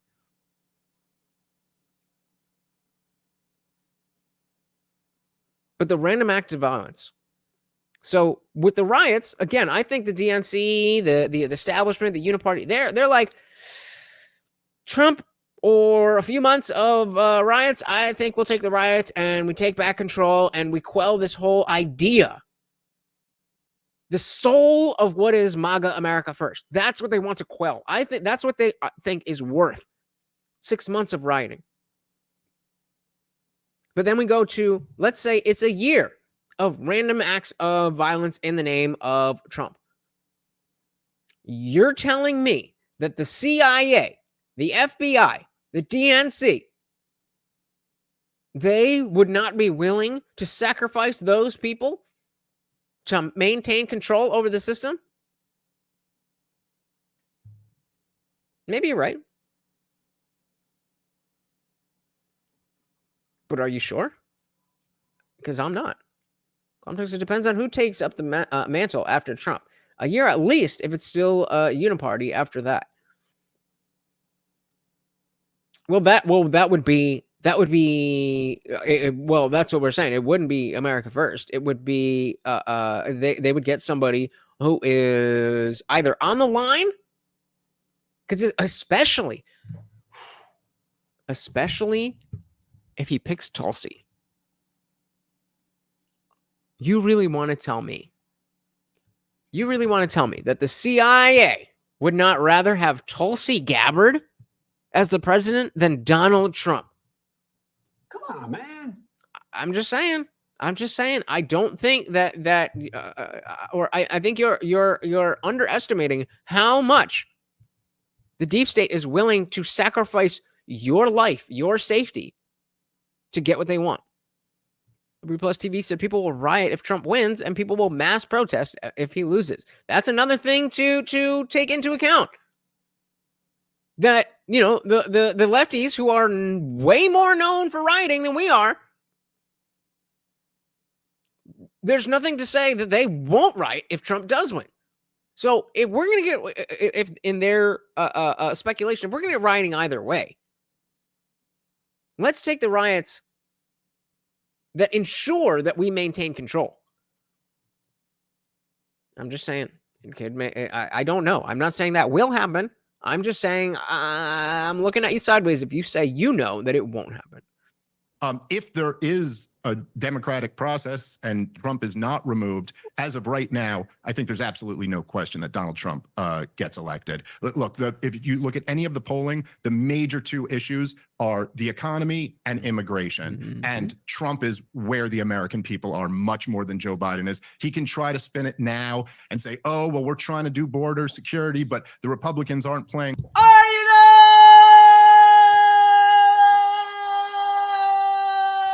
You ain't trying to do no border security. But you just can't ignore the last, since 2016, Trump was demonized viciously by every single progressive for talking about, including Destiny, in this very conversation. About building a wall, talking about having border security, to try to turn it around now and be like, no, I'm really the border hawk and the open border is Donald Trump's fault, is just not going to sell. Their message on the economy is yeah. So again, the idea that he's running that. Let's take it on that one moment. Let's hear again. While talking about having border security, to try to turn it around now and be like, no, I'm really the border hawk and the open border is Donald Trump's fault, is just not going to sell. Yeah. So like, even if you're not even really paying attention to politics, you know, because of the fact that mainstream media and everybody else demonized the orange man bad with the wall, that was his thing. So now that you've made your bed, you have to lie in it. There's no way that you can act like, oh, if only Trump had been more hawkish on the border. No. You made sure everyone and their mother knew that he was a racist, xenophobic, whatever. Because of why? He wanted to stop immigration, illegal immigration. He wanted to put a border wall. That is a core issue of what people have with him, is that he's so racist against Mexicans. Well, you can't have your cake and eat it too. Either he's so racist against Mexicans and doesn't want them here, or he's bad on the border, or whatever the fuck you're trying to say.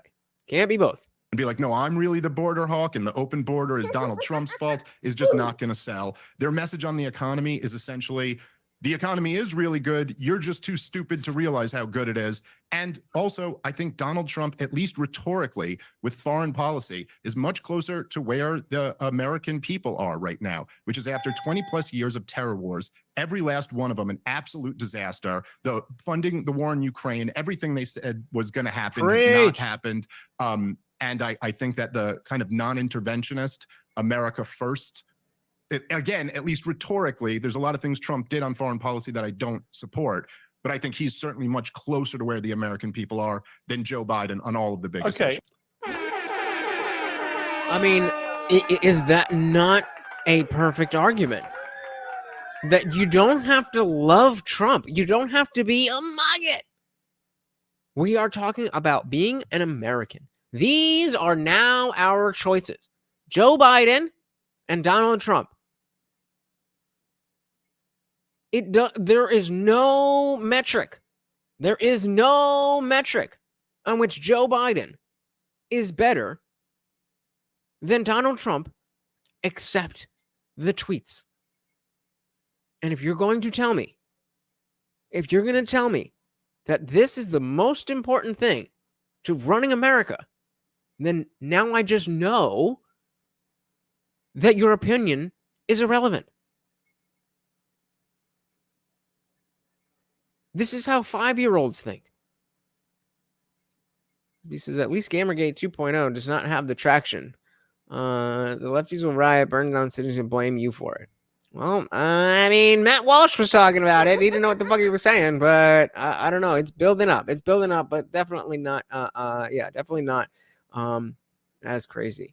Saying openly racist people claiming harassment when they are doing the harassment, and saying you can't be racist against white people. I don't know. I don't know. I think it's good. I don't think people are as shocked that people think this way. Like, you get this and you're like, of course. This is what they do. This is more of the same. So the original Gamergate was like, oh, wait, you think this way? That's crazy. I think the lines have been drawn, and it's just like, okay, now this is what they're doing next. So let's go through this. What else was he saying? But I think he's certainly much closer to where the American people are than Joe Biden on all of the biggest issues. Yeah, and again, I don't know how you could disagree with that. Destiny. And that's and by the way, I would just add that is what is appealing to Trump supporters, and I'm not a Trump supporter. Right. That is what is appealing to Trump supporters. The fact that he will do America better. He will do being the president better. That's it. You can try to rationalize any other which way and look at all of the things wrong with him. And there are many things wrong with Donald Trump.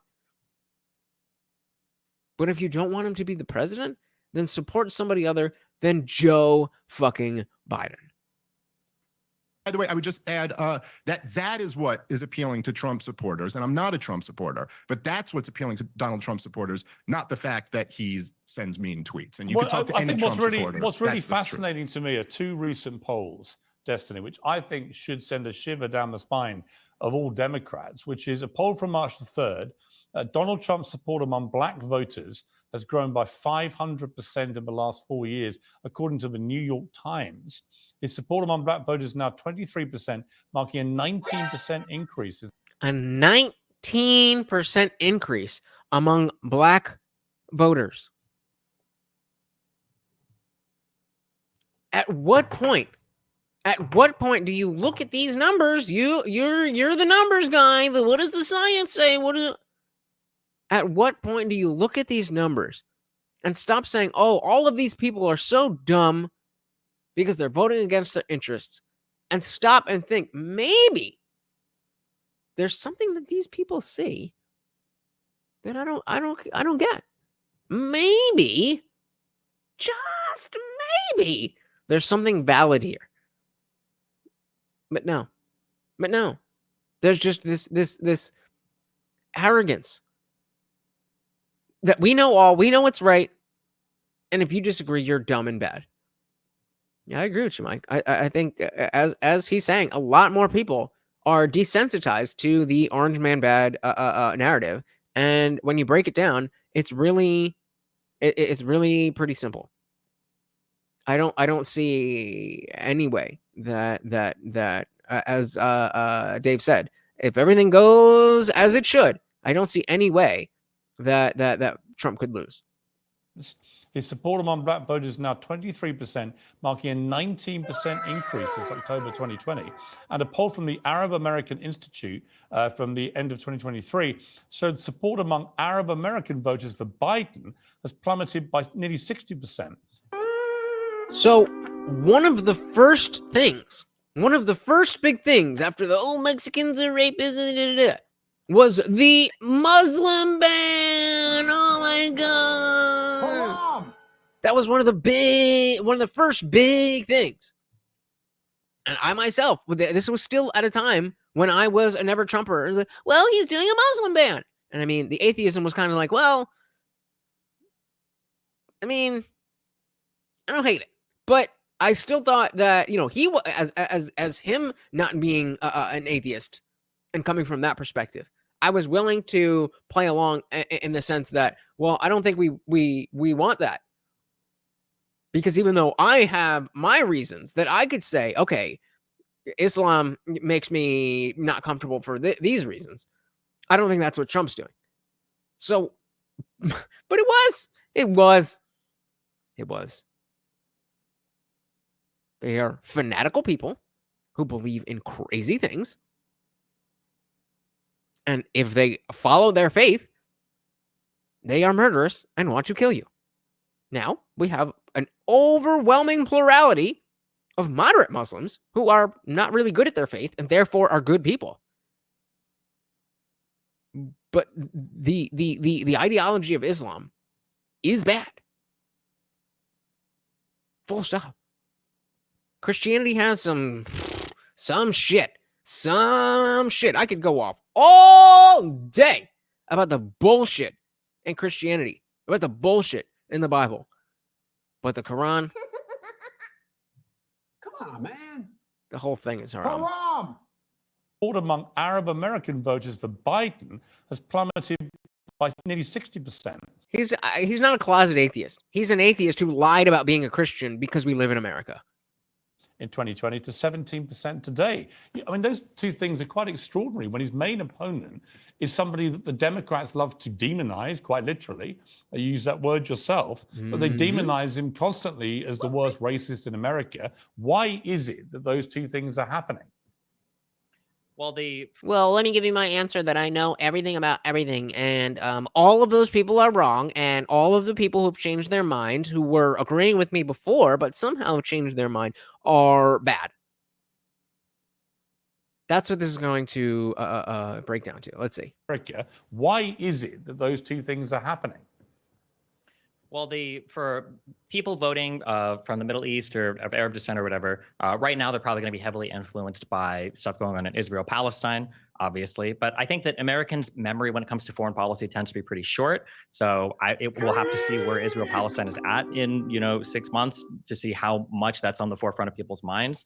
But again, for any person that's not supporting Biden because they think he's being too harsh on Gaza, it's not like Trump would be any better. Again, Trump is a Okay. You're getting ahead of yourself. You're getting ahead of yourself, buddy. The question was, why, if he's so racist and so xenophobic, why then are all of these people in these groups who would be targeted by that racism now voting for the person who's so horrible and apparently hates them? Well, people have a short memory. It's all about Gaza. They don't understand. They think that Trump would be better. Why would you think that Trump would be more? So He must be saying, let's back this up. Much that's on the, we'll have to see where Israel Palestine is at in 6 months to see how much that's on the forefront of people's minds. But again, for any person that's not supporting Biden because they think he's being too harsh on Gaza. So being too harsh. So we're now talking about the Ilhan Omar type people, the people in Dearborn, Michigan, the people who were on October 8th, were in that stadium wearing, waving Palestinian flags. Destiny thinks that those people are under the impression that Trump is going to be like, yeah, Hamas, because Biden is pro-Israel. That's what Destiny just said. Did I get it wrong? Americans are going to be heavily influenced. Let's get the whole thing. Those two things are happening. So again, the fact that Black people and Arabs are the support has gone up by an incredible amount. That is what he's asking about. Well, for people voting from the Middle East or of Arab descent or whatever, right now they're probably going to be heavily influenced by stuff going on in Israel, Palestine, obviously. So what do you mean? What do you mean? That they don't like that Biden is pro-Israel, and they think that Trump is going to be less pro-Israel, which is stupid. There is no reason to think that. But I think that Americans' memory when it comes to foreign policy tends to be pretty short. So I mean, and once again, agrees there, but he's totally just discounting people's ability to contrast and compare the last 4 years. Bingo. Like, what are you saying, dude? Obviously, but I think that Americans' memory when it comes to foreign policy tends to be pretty short. So we'll have to see where Israel Palestine is at in 6 months. So he's saying if they're the Dearborn, Michigan type people, if they're not still hearing about Israel and Palestine and Gaza and Hamas in the news, then they're not going to be thinking, well, I don't like Biden because he's too cozy with Israel. So therefore, I'm going to vote for Trump because Trump has said anything that would make it seem like he's less pro-Israel. Stupid. I don't get it. I don't. What are you using to come to this conclusion? He said, isn't the Quran mostly stories and the Quran mostly stories and allegories and not direct commandments? No. I mean, yes, it's, I mean, kind of, yeah, it's essentially the same, so you have the same, buildup of Judaism and Christianity, but the main difference is that within these stories, within these allegories, because of the fact that it's not, as the Bible says, man writing a book that's divinely inspired by God, but that it was Muhammad actually writing down the inherent word of God. Therefore, there's no room for interpretation. There's no room for maybe he meant this. Maybe no. This is God's actual word. Then that's why being a moderate Muslim doesn't make any fucking sense, because either you believe that that Allah said you should be beheaded for being raped, or you don't. So being a moderate Muslim is a stupid thing, but I'd rather be a moderate Muslim than a fundamentalist Muslim. So we'll leave well enough alone. Let's see. I said people do have short memories. Oh yeah, we got that one. Mike said, I've noticed Destiny doesn't have a sense of humor. I've never really seen him make a joke or crack up. That's not true. He's very, this is not the type of format where you're going to learn somebody's personality. And the stuff that we cover is more where he's, debating and stuff. So, I mean, yeah, that's just because of the representative heuristic of what I show you. So he said, Israel is sussing up as it is, but Palestine will always be led by terrorists. There's no gray in the Middle East. It's dark and darker. Yikes. Pretty short. So we'll have to see where Israel Palestine is at in 6 months to see how much that's on the forefront of people's minds. But again, for any person that's not supporting Biden because they think he's being too harsh on Gaza, it's not like Trump would be any better. Again, Trump. Right. Again, like who said, and I might be ignorant to this. Maybe there's people who are like, we need to get Trump in office because he's going to be pro-Hamas. Probably not. But I don't think that's a thing. I think you're just making shit up. Trump is a staunchly pro-Israel supporter. Yeah. Trump was the one who recognized the moving of that embassy. Yeah. The idea that... So why do you think that just because people are Arab, that they don't know this? The idea that Donald Trump is going to try to rein in the leash on Israel more than Biden has is ridiculous. Again, that was whoa. That was the perfect example of a straw man. So he erected this idea that Arabs think that Trump is going to be more hawkish on Israel than Biden, which is a stupid point, so it's very easily knocked down. Hence the name straw man. That is what you saw in real time. I'm going to make up what people think. Arabs think that Trump is going to be more hawkish on Israel than Biden.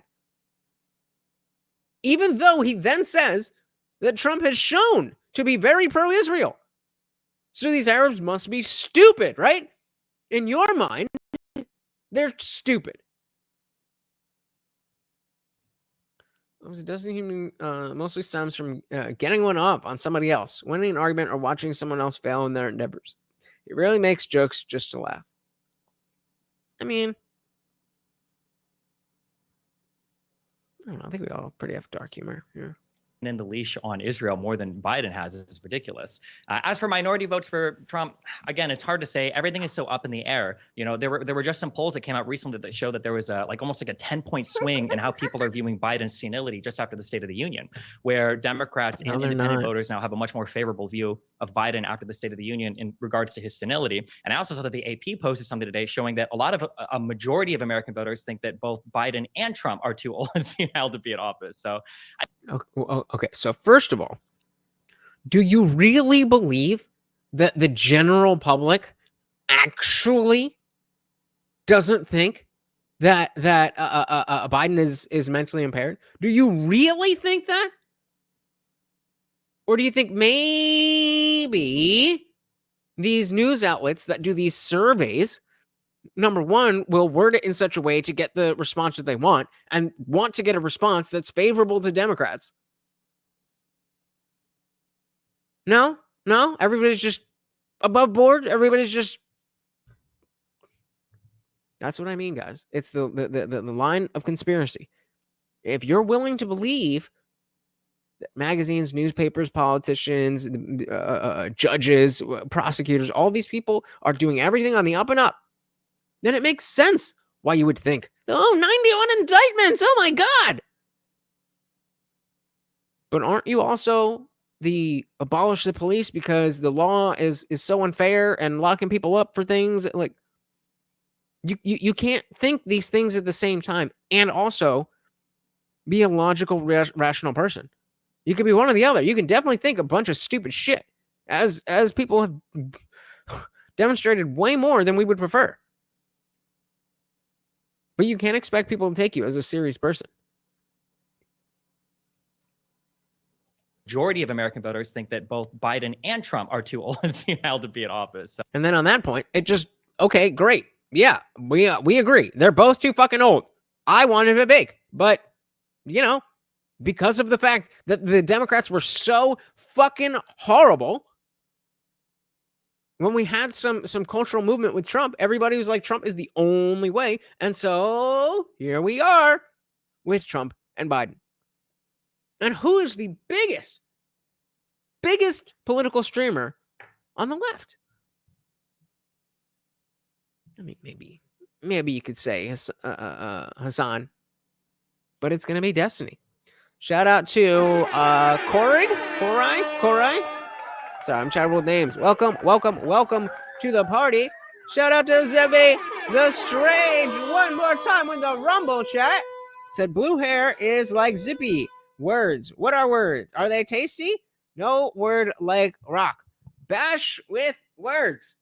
I don't know what that means, but I will take it. Thank you, sir. Very, very, very much appreciated. It's pronounced Korik. Welcome, Korik. Very, very good to have you. Welcome to the party. We are checking out this clip from Piers Morgan with Destiny, Benny Johnson, and Dave Smith. A majority of American voters think that both Biden and Trump are too old and senile to be in office. So I think that we're going to have to wait a few months until we get closer to the election to see what people actually care about. Because every time an issue comes up, people think this is going to be the election deciding issue. But then, in a couple of weeks, something else comes up. In a month or two, something completely different is being talked about. And we'll see what happens when the actual election rolls around. I would like to remind people, though, for as much as people say, this is why Trump is popular, this is why most Americans support Trump, Trump has never won a popular election in the entire history of the United States. So we'll take that point. Corrick says, Dave Smith, I agree with on most issues, but as far as his foreign policy takes, I have disagreements. Can you elaborate? Because I will admittedly am not the best on foreign policy. I definitely, I don't have a good understanding of how everything plays into itself. But I feel like Dave Smith is one of the people who kind of has a very good grasp on all of that stuff. And so I would assume that if you don't like his foreign policy takes, then it might be more of an ideological thing rather than like, oh, he's wrong about this. So I'm curious, what about his foreign policy takes don't you like?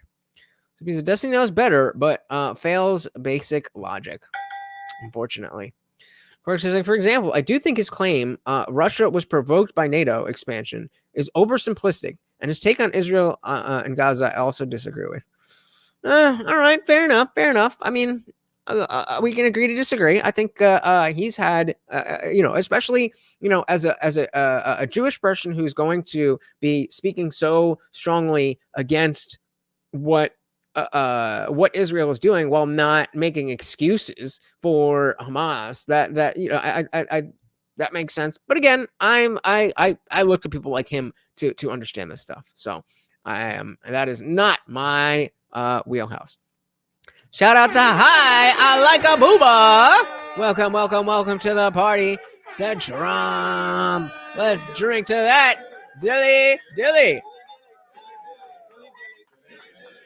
Trump all day. Welcome to the party, guys. This is why election rolls around. I would like to remind people, though, for as much as people say, this is why Trump is popular, this is why most Americans support Trump, Trump has never won a popular election in the entire history of the United States. That has everything to do with voting demographics and not the opinions of Americans. And you know that. Again, the frustration of saying stupid shit that will work in your favor, but has no bearing in reality.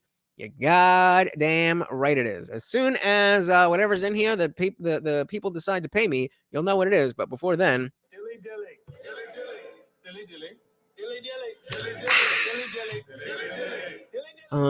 said to Corey, I'm sorry, the U.S. and NATO has been priming Ukraine as a footstool. The war is like World War I Germany invading France to fight Russia. Yeah, that's kind of where I'm coming from. I think that's an accurate reading. But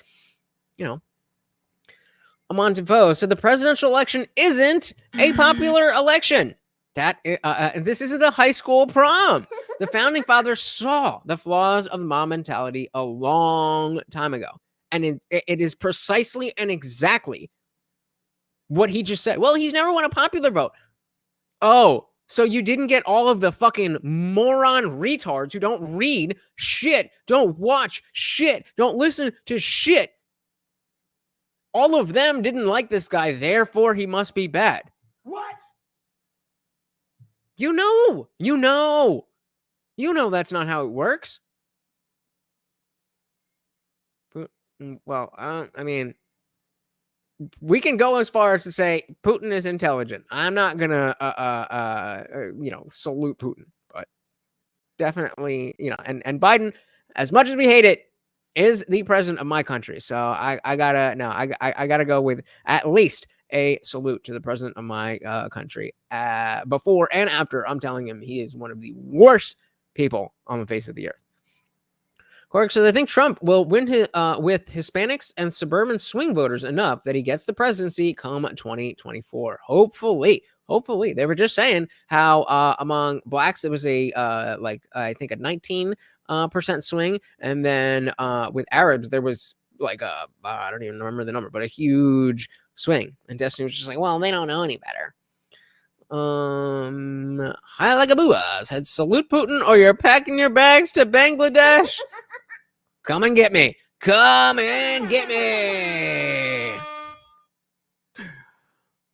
Moving on. This is why most Americans support Trump. Trump has never won a popular election in the entire history of the United States. Conservatives enjoy a great deal of structural advantage, whether it's the composition of the Senate and each state getting 2 votes, whether it's the composition of the House and a disproportionate amount of voters in conservative states being represented, or whether it's the Electoral College, where somebody like Donald Trump can lose to Hillary Clinton by millions of votes and still somehow come away with the presidency. So don't fall for this illusion that Trump has ever been the most popular candidate in the United States. That's not true. Even in the election. The only discussion around most popular is the notion that he got the second most votes in the history of any election, which goes to the point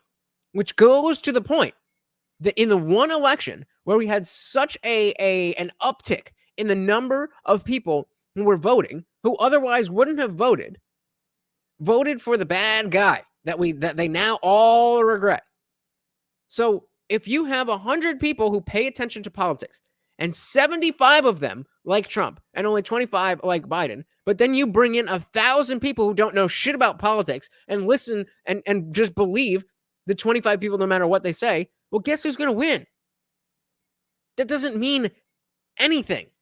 And as we were saying earlier, the founding fathers were very aware that this could happen, which is why we are in the position of knowing how good life could be with Trump and without COVID. Again, I'm not forgiving him for COVID. But do you remember life in 2018? God damn. And Monty9 said, I used to think that I don't want my president to fail because that would mean the failure of our country. I can't hold that thought with Biden. Well, I mean, why not? That is precisely what is happening.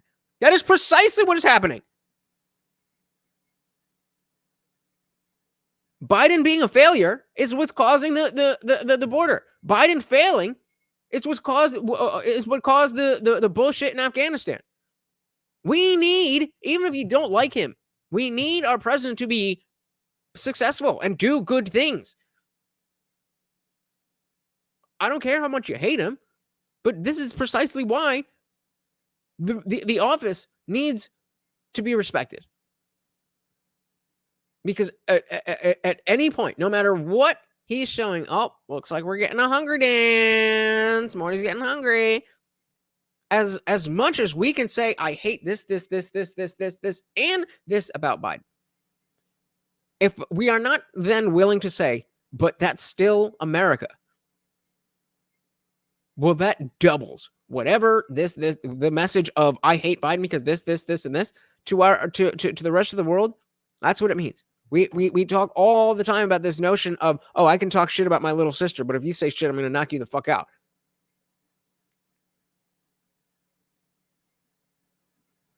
It's a shitty little sister. Biden is a shitty little sister, but that's still my little sister.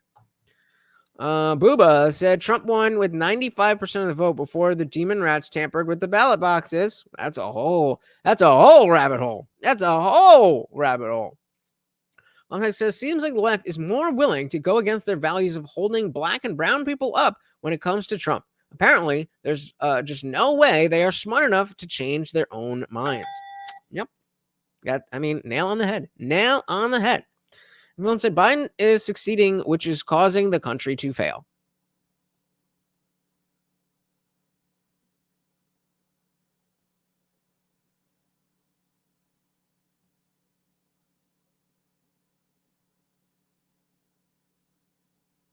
I guess you're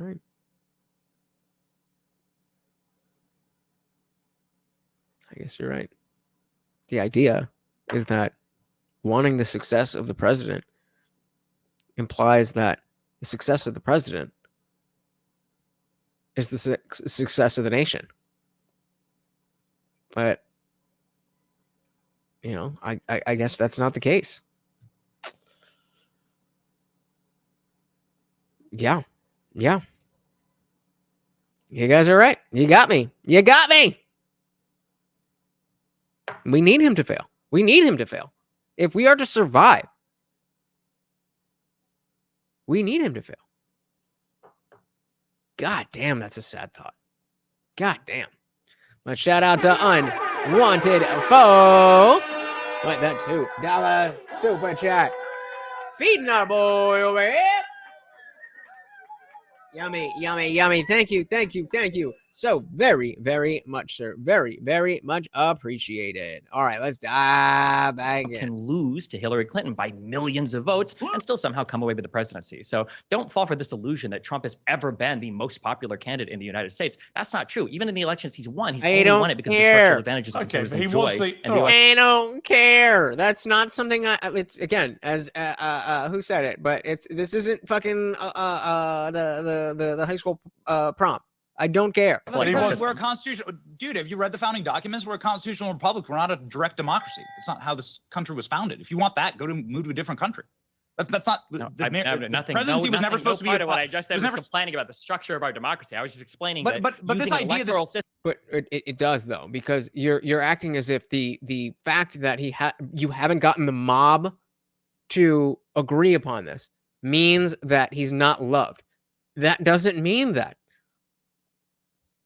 You've just presented a point that doesn't have any bearing in reality. Shout out to Leslie McDowell. Welcome, welcome, welcome to the party. So we're not all in the same community. We're an imagined community. I mean, I feel like we can fix that if people try, if people want to. But I don't know how many people do. Welcome to the party, Leslie. Zippy said the Uniparty needs chaos for profit for control. Indeed. Montefiore said whoever controls Biden is the one who's succeeding. We all know Biden isn't in his right mind to make any choices. Facts. Facts. Cute. All right. Ha ha ha ha. Oh my God, he's got long hair. It must be a woman. This thing, no part of what I just said was complaining about the structure of our democracy. I was just explaining that using this idea, electoral system to point to the president isn't exactly accurate. Are you following the conversation? The popular vote argument was never part of the founding of the nation. It was never designed to be the way that we elect our leaders. So, I mean, again, that's just fantasy. And that also wasn't our point. He also never won a different popularity contest, but that doesn't mean anything. Stating other obvious facts about how the United States works. Yeah. You realize I choose to pull the comments up, right?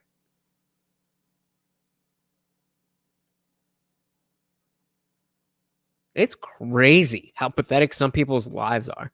Like you wrote this, and then I just clicked on it. Like, oh my God! Look what I did! I did a thing! Oh my God!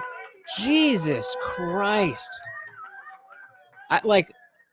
It would feel bad, but it's so pathetic.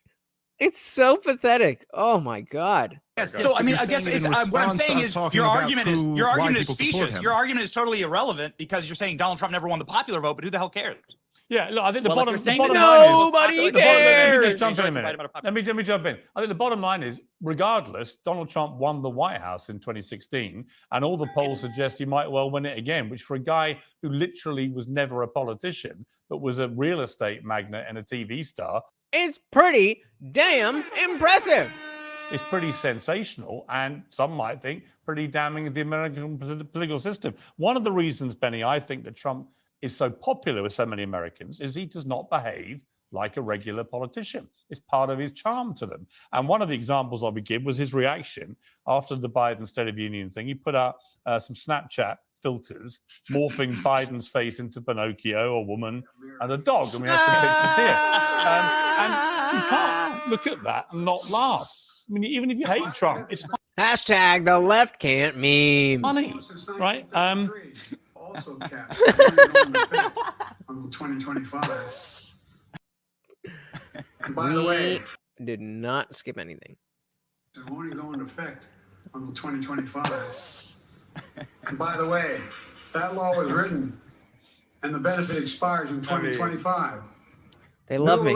They're just obsessed. They're just obsessed. I don't know. Maybe it's just because I am so beautiful and wanking it while I'm. I mean, whatever weird shit you're doing. I don't know. I don't know what kind of person goes to a stream and does that shit. But yikes, yikes! Like imagine if somebody from like your neighborhood or your job found out that like you at what time is it? At 10 o'clock at night, you go around and try to act cool in the chats of small streamers. Like what a loser. And the benefit expires in 2025. New electric grids that are able to weather major storms. Shout out to Morty!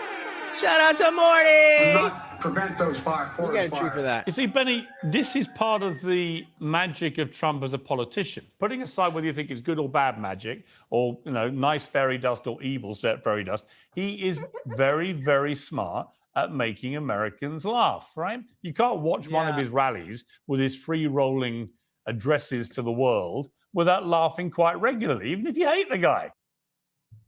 Yikes! And that is part of the reason that people gravitate to him. He's not like a normal politician. Right.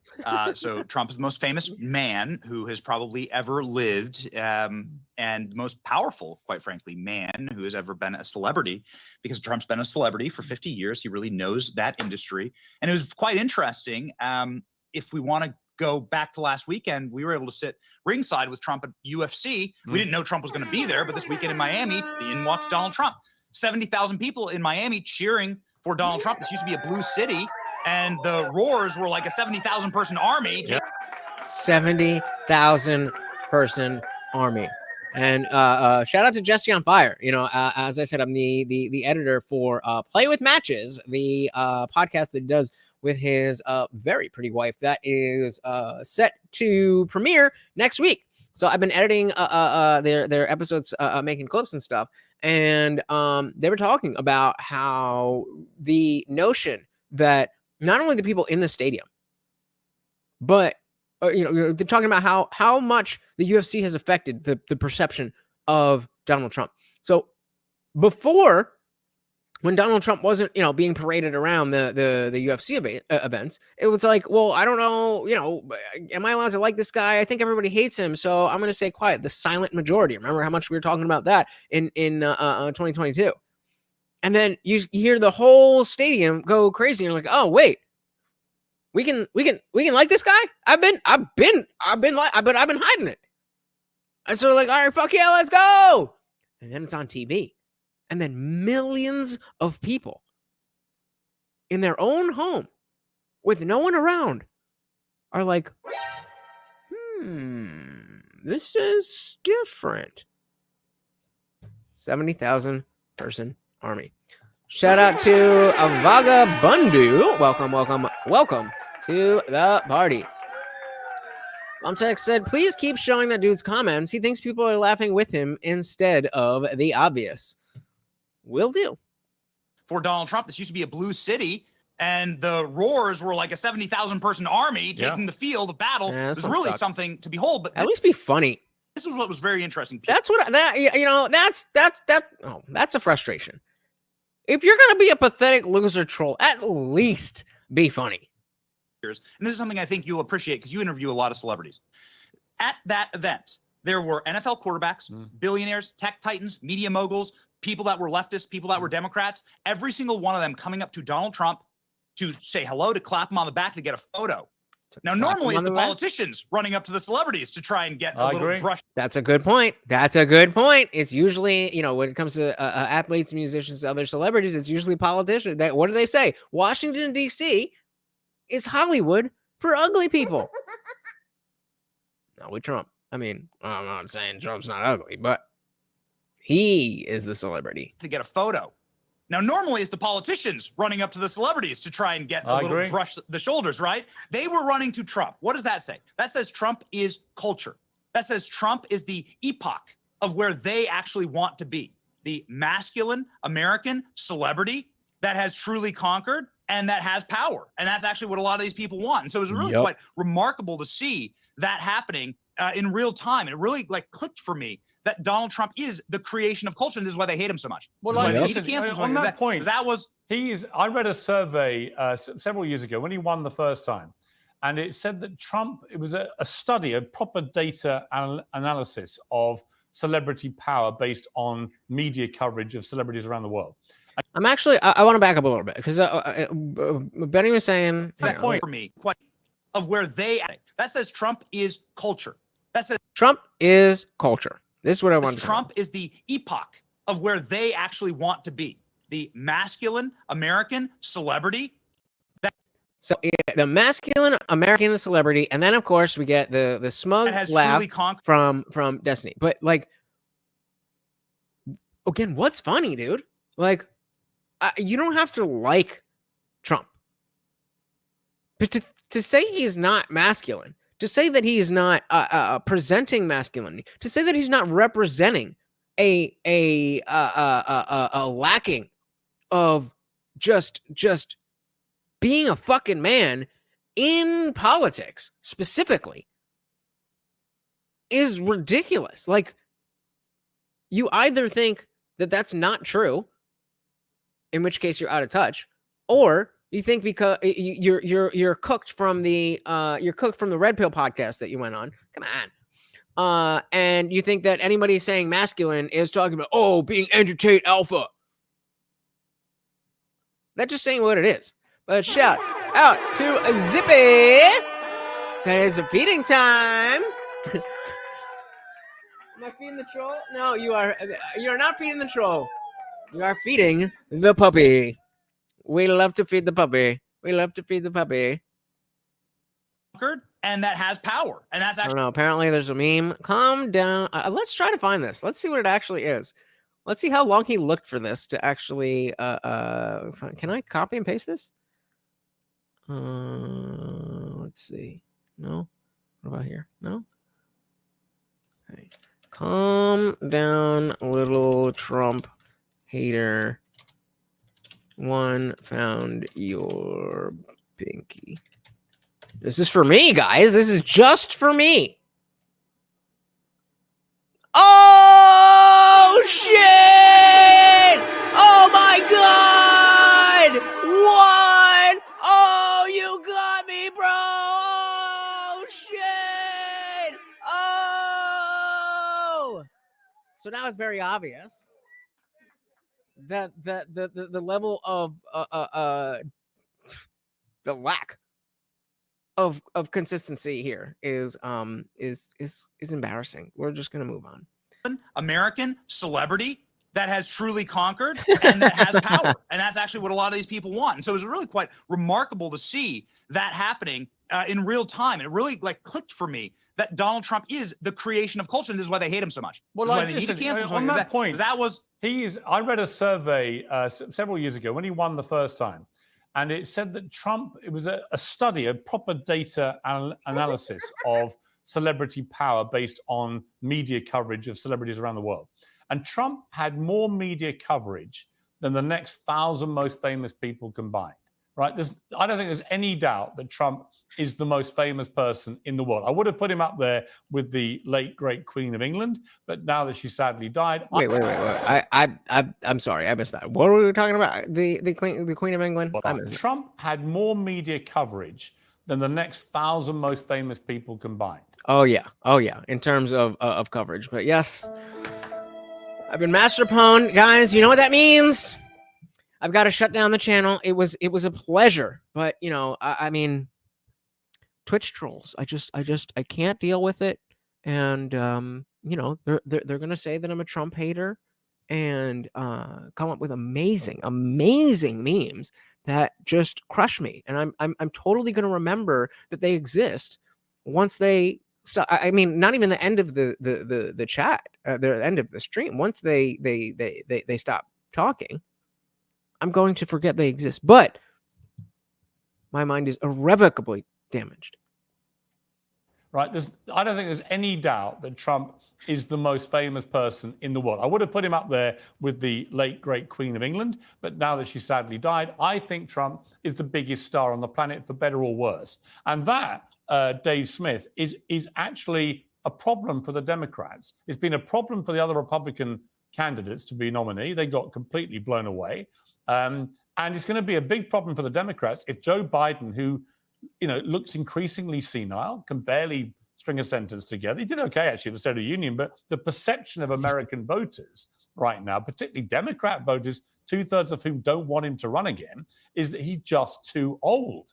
And Trump is, all right, he's not far off him in age, but in terms of vitality, he's right. There's no question. If anybody is trying to make the argument that age itself is the problem, then that's how you know that somebody's full of shit. Because it's not about the age. In general, it is. But when we're specifically talking about these two men, it's about the fact that Biden can't finish a fucking sentence unless he's jacked up with God knows what, adrenochrome plus. Shout out to T1000 in the building. Welcome, welcome, welcome to the party. Yeah, on the receiving end of some serious shade. I just can't handle it. I can't handle it. The Twitch trolls, I just can't handle it. Welcome to the party. Welcome, welcome, welcome. So I forgot people could be so stupidly funny. We needed that. And it's nice. It's nice when some losers come in and mix it up a little bit. But then they get boring. That's the thing. That's why we like Virgil. That's why we like Seabass. There's funny shit that these people say. If you're gonna be a troll, like, this is not funny. Like, you're not cool. But okay. I mean, if it makes you happy. And Trump is, all right, he's not far off him in age, but in terms of vitality, it's like chalk and cheese. And you combine that with Trump's star power and a general sense of Biden's lost it. And if Biden's a candidate, I think Trump wins. Again, what other argument could you make? Yeah, I mean, look, again, like I said before, if Trump is not removed somehow, I think right now that's overwhelmingly what it looks like is going to happen. As far as, yes, Donald Trump is old too. I think most people in general would agree that, generally speaking, people this age shouldn't be president. The obvious difference is that if you go look at a tape from Donald Trump 10 years ago giving a speech, or you listen to him today giving a speech, he sounds exactly the same. That is not true for Joe Biden. He has very clearly lost a step. And even in this State of the Union, which, as you said, and I'll agree, he did better than, if the standard is he was able to walk and get up there and read words off a teleprompter. He did pull that off. The bar is very... For the most part. For the most part. That's how low the bar is, and he didn't even hit the fucking bar. He almost did a good job of reading the words off a teleprompter. Yeah. But literally, we're all sitting here going, he pulled it off. He actually spoke words out of a teleprompter. This is just not the case for Donald Trump. And as far as the point of Donald Trump being so famous for so long, look, I'll tell you, like, I'm a stand-up comedian, so I've performed a lot in my career in front of an audience. And there is something about, like when you first start stand-up, it's a very nerve-wracking experience to go up in front of an audience. After you've been doing it for a long time, you're kind of used to it. Donald Trump, from the minute he started running, when he would go into the debates, if you can just imagine, put yourself in Jeb Bush's position. You've been the brother of the president, the son of the president, very successful governor. A successful governor, but have you ever been on that stage before? On that big of a stage, and called low energy Jeb. The moment he said low energy Jeb, he either looked like he had low energy, or he overcompensated and looked like a Duracell bunny. Either way, he was toast. That moment just nuked that man's career, and I think the way of the way of politics. That was the moment. That was the moment. There was pre-Trump and there was post-Trump. But if we have to nail it down to one moment, I would have to say it's low energy Jeb. Does anybody disagree? I think it's very like I like, whoa, you can do that. And now the idea of not doing that is met with weakness. It's just a crazy thing how much things have changed in the last few years. Where are we at here? Guantanamo said, "Holy shit, Destiny's had that serial killer face plastered for 5 minutes now." Destiny looks like he's slow chewing a shit sandwich. Ugh, yikes! Or he overcompensated and looked like a Duracell bunny. Either way, he was toast. But why is it Donald Trump gets out there? He's already been hosting the #1 television show in the world. He gets out there and cracks his neck and he's like, I'm right where I belong. Let's go. This is a good question. Who has more low low energy? Jeb or DeSantis? Interesting. Let's do that into. Actually, no. We're running low. We're running low. Let's get back into it. Go to work, and I think that is a big advantage over other politicians who tend to be dorks. No question. Now, I want to come back to Destiny. I want to give you a little bit of fun here, Destiny. We're having a lot of fun at Biden's expense.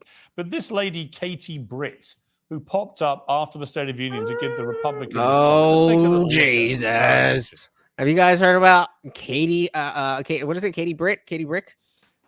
Good evening, America. This chick? My name is Katie Britt, and I have the honor of serving the people of the great state of Alabama in the United States Senate. However, that's not the job that matters most. I am a proud wife and mom of 2 school-aged kids. My daughter Bennett and my son Ridgway are why I ran for the Senate. Bennett and Ridgway. What happened to John and Sally? I'm worried about their future and the future of children in every corner of our nation. And that's why I invited you into our home tonight. Well, Scarlett Johansson popped up on Saturday Night Live and gave this version of Miss Britt. Good evening, America. My name wait.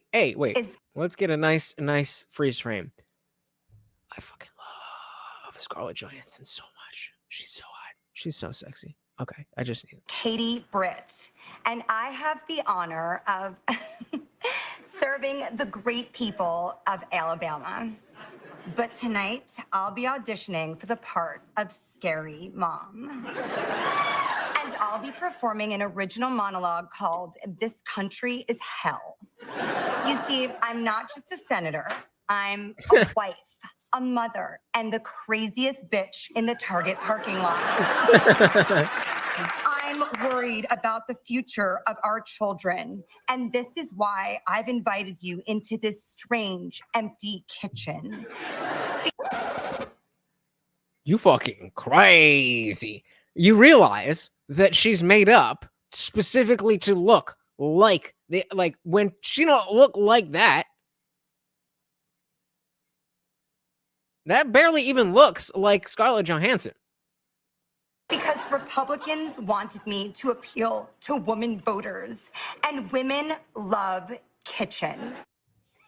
Well, Destiny, before I get your reaction to this, Charlie Kirk, the CEO of the Trump-affiliated group Turning Points USA, said Joe Biden just declared war on the American right, and Katie Britt is talking like she's hosting a cooking show. So even a lot on the right were creeped out by this. I mean, it was completely, it reminded me a lot of Sarah Palin when she came along, and John McCain inexplicably decided to go with Palin, which probably cost him that election. What did you make of it?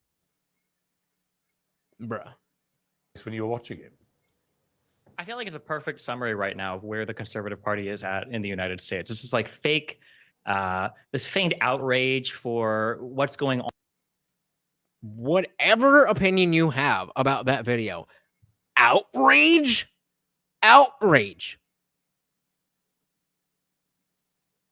That was not at all what I got from that. Rage. Pooncooter says, I think the criticism of her video was overblown. Total reach. A bit over-enunciated, but people always do that. Has anyone ever watched the nightly news on any channel for the past 50 years? Yeah, I hear you. But it's like, it's just the things that... a discussion about how, in general, local politics and stuff like that's not really fun. When we can all laugh at the same thing, That's the funny part, is that we're laughing together. We're together. Only because Jesus, even the conservative guy is laughing. Emote, Destiny, emote. As we said, Katie Britt should have tried to focus on what she's good at. Does she cook? Does she cook any? Does she garden any? Have the ad orbit that. Make it homey and not fake. It's a bland, tactless ad, and it's overproduced. Yep. I agree. United States. This is like fake, this feigned outrage for what's going on. It's these impassioned pleas to save the country. It's the that's not what that was. Horrendous misciting. Like we just got, all of this, all of these people upset that Biden mispronounced the one lady's name, and here this lady is completely and totally misrepresenting this story, trying to. As I said earlier, it's not that he mispronounced somebody's name. It's that he mispronounced somebody's name, and then when he fixed that sentence, he decided it was more important to fix how he addressed the illegal, the criminal alien murderer. This is the part that they don't understand, that stuff like that matters. Stuff like that matters because it shows you who they really are. If it was just a one-time thing, yeah, we could brush it off. The fact is, it's not. That's why each and every piece is maybe only a grain of sand, but it takes grains of sand to build a heap. I didn't mispronounce the one lady's name, and here this lady is completely and totally misrepresenting this story, trying to blame Biden for the woman that had basically been sex trafficked. What I think it was like 10 or 20 years ago. This lady's been traveling around the country telling this story for like some decades now, and Katie's trying to pretend like this happened under Biden. I just think it's a perfect summation of what the Conservative Party stands for right now, which is like all outrage and no substance. Bro, like again, I agree that there was no substance in that video, but there was no outrage. Did we watch the same thing? Or are you just saying things? Benny, have you got any defense of Miss Britt? Did you think this was a powerful moment for the Republicans?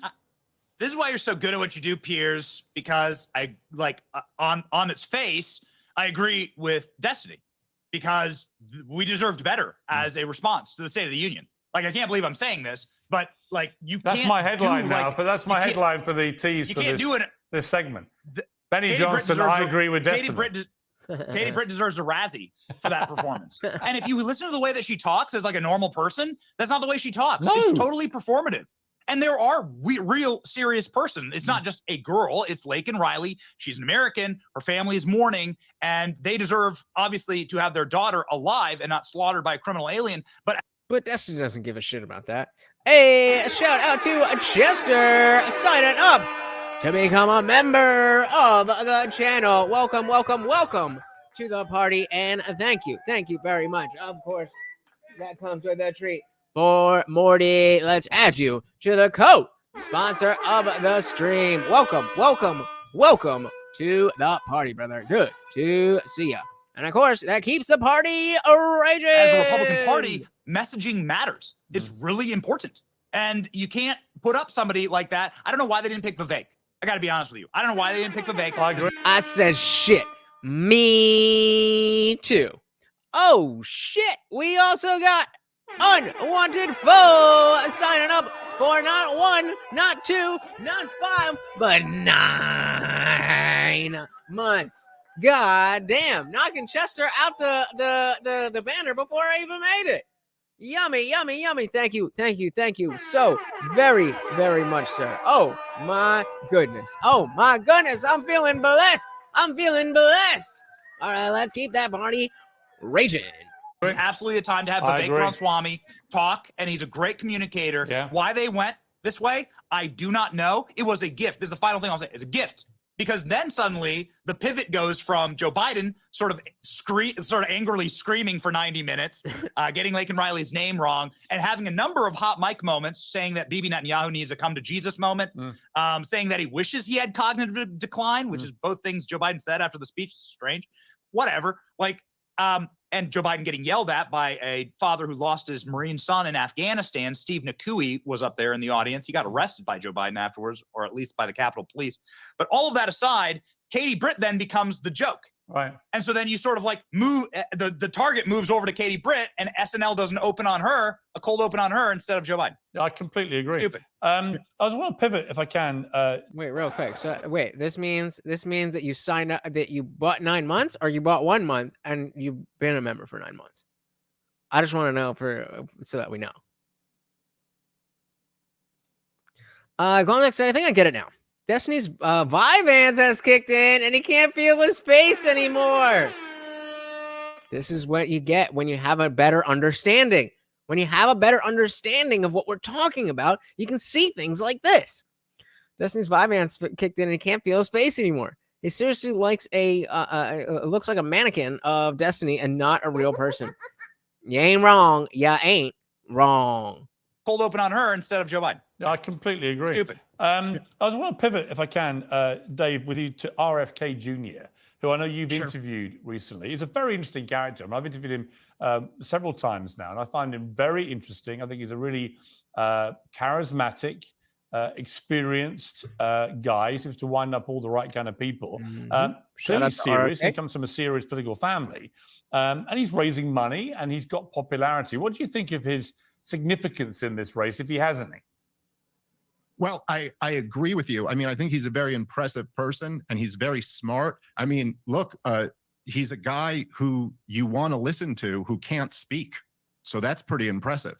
He makes people want, he's going on a national speaking tour and resonating with millions of people, and he has major issues speaking, and you can get past that because he's just got interesting things to say. I got to say, I do think that for whatever reason, his position on the war in Gaza has just totally ruined his campaign. And all you have to do is run the counterfactual here. I mean, imagine he had come out against that war and against U.S. support for it. Imagine. Hey, shout out to Trey Williams. No question, no comment, just pure love of the game. Love of the game. Welcome, welcome, welcome. Thank you, thank you, thank you so much. So apparently I messed up a little bit, but I didn't know that you could do that. So Chester is going to take his rightful place as the co-sponsor of the stream. But of course, we appreciate every single one of you who opens your wallet. It does not go unappreciated. You guys know I love you guys so fucking much. Welcome to the party, Trey. Gaza has just totally ruined his campaign. And all you have to do is run the counterfactual here. I mean, imagine he had come out against that war and against U.S. support for it. Right now, 50% of Democratic voters call it a genocide. In other words, they believe that Joe Biden is funding and facilitating a genocide. There's also a good amount of non-interventionists on the right. He could have pulled in so many voters, been the real anti-war candidate, opposed to our proxy war in Ukraine, opposed to backing Israel in this war. And instead, as was pointed out earlier by Destiny, and I think he was right about this, that there's really nowhere else to go for a political candidate, because Donald Trump is out there saying, I'll be even better for Israel. And then RFK is going around with Rabbi Shmuley and letting everybody know that he'll be even more pro-Israel. And there's this enormous contingency that is appalled by what's going on. Yeah, it's crazy that I mean, it makes sense. It makes sense, but it's really interesting how all across the political spectrum, there doesn't seem to be anybody, and I'm not saying this is good or bad, I'm just making an observation. There doesn't seem to be anybody who is publicly willing to take the not an anti-Israel position, but a more realistic position of, well, we can't just help because we said we were going to help, or that, like ceasefires are not a good thing because that's how we got in this mess of just, kicking the can down the road, or something like that. It's interesting that all of the people at the top kind of are really just like, yeah, we're with we're with Israel. Justice and Scarlett Johansson should have cried hysterically and started drinking red wine and screaming just to hit home with how embarrassing that Katie Britt response was. I would have enjoyed that. I mean, at least if you were going to get trolled and SNL and all that, then it would have been a little bit funnier. Gontek said, wow, that says a lot. People will listen to RFK even though he can't talk because of his message. What does that say about Biden? Says a lot. Says a lot. And says RFK Jr., if he had a better position on 2A rights and a few other foreign policy issues, is not a bad candidate. Yeah, if you listen to the conversation that he had with Dave Smith most recently, like Dave was really supporting, not endorsing, but supporting what RFK was doing. And then I don't know what happened, but RFK came out and was talking how pro-Israel he was, and that it's using the G word and all that stuff, and just buying in. It's like, wait. Like, we can't just let Israel off the hook like this. And again, that's a whole other conversation. But I mean, I think it's a fair position. I think it's a very fair position. But there's little as I know, it makes sense that, just this conflict that's been going on for so goddamn long, that there's some simple solution, or that there's a good guy and a bad guy. It doesn't make sense. So you say it's a deep state regulator? What do you think the deal is? We won't kill you too, as long as you as long as you say what we want you to say. I don't know. I don't think so. He's pissing off a lot of the right people. That's what exactly as Piers said. Pro-Israel, and there's this enormous contingency that is appalled by what's going on over there and wants no part of it, certainly not to be funding it.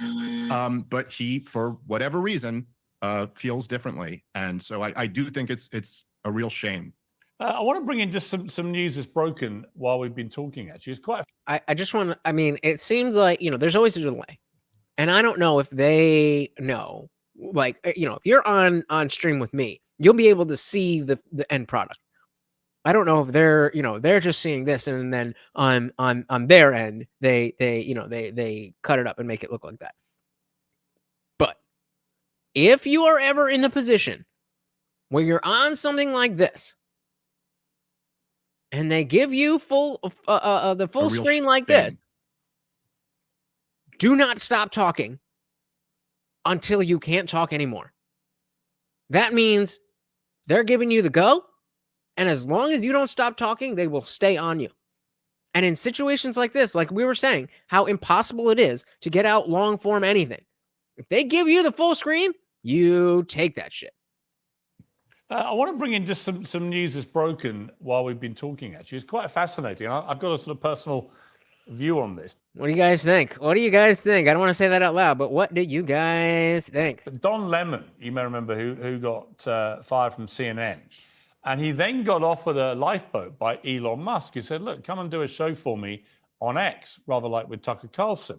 So the Don Lemon show was announced quite recently, and he then announced in the last 2 days his first interview was going to be with Elon Musk, technically his employer and certainly his bankroller for the new show. And he did the interview and announced it, and it was all going to happen, all going to be revealed, I think, on Monday. And Elon Musk has now cancelled Don Lemon's show because of the way the interview went, which has stunned Don Lemon. He said that, stupid fucking Don Lemon fucking his own shit up. That chef's kiss. He felt it went pretty well, but he said Elon Musk is mad at me. It doesn't change my relationship with him, except that it'll have to now be on YouTube. X have come out and said the Don Lemon show is welcome to publish its content on X, but we, like any enterprise, we reserve the right to make decisions about our business partnerships, not to cover consideration. Yeah, shout out to anybody who's watching on X right now. You can go through StreamYard and stream right there, but Elon ain't having it. Decided not to enter a commercial partnership with the show. I mean, Destiny, Elon Musk is a mercurial character. In my view, he's a genius who's done incredible things, but he has a very thin skin. I mean, I was supposed to interview him in January, was dealing with him directly, was going to go to Austin, and then he saw a clip of me and Zuby where I was criticizing his decision to allow Alex Jones back on the platform, which I still think was wrong. I gave him a mild chiding over it, and he canceled the interview.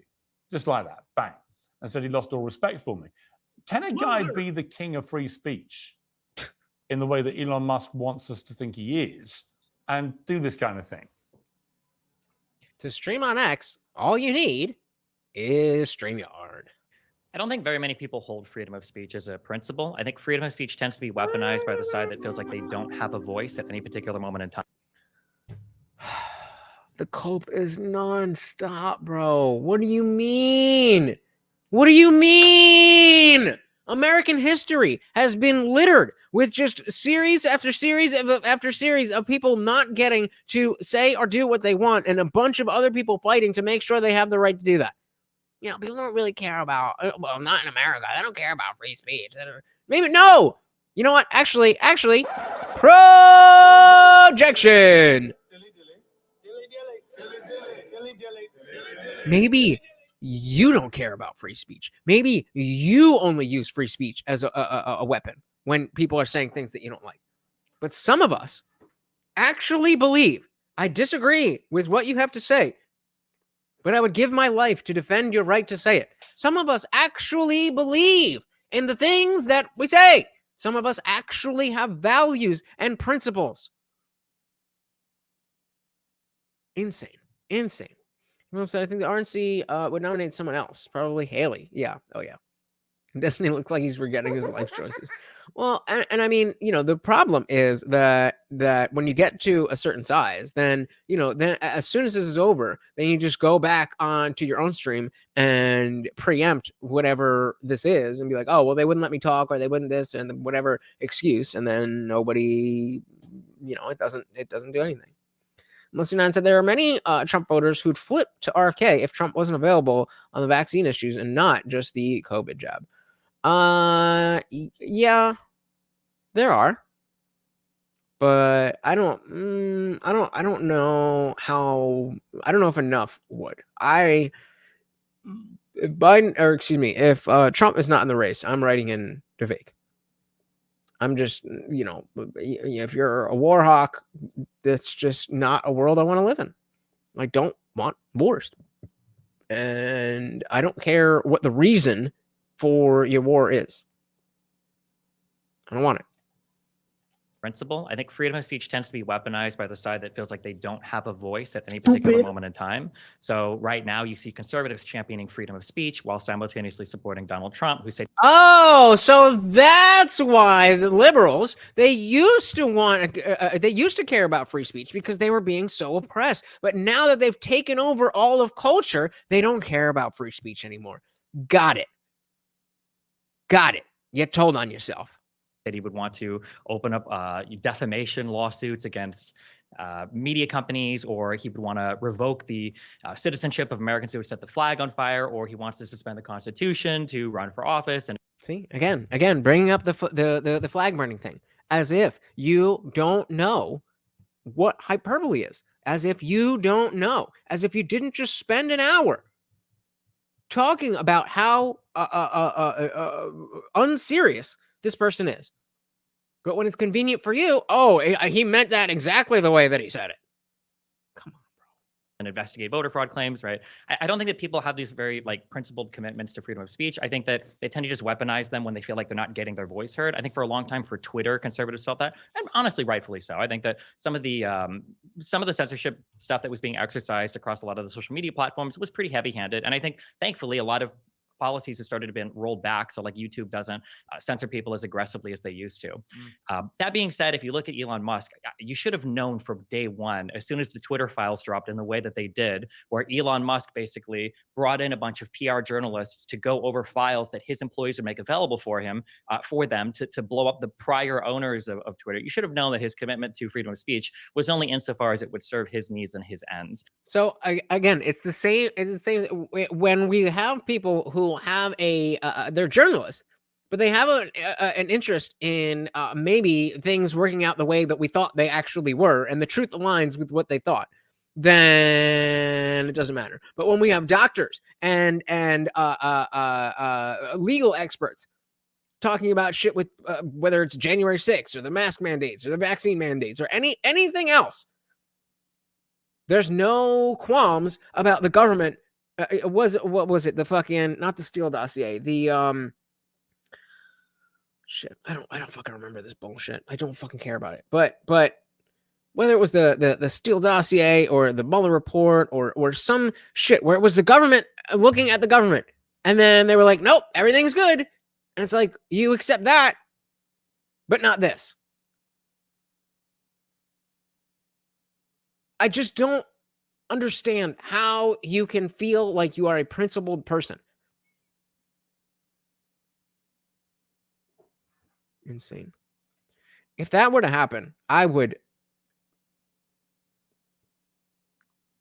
think I could say that out loud.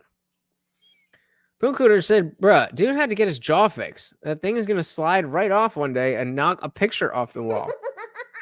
Who are you talking about? So you said, I've been on Twitter for a couple of months now, and I'm shadow banned, but not otherwise belittled by moderators like pre-Elon.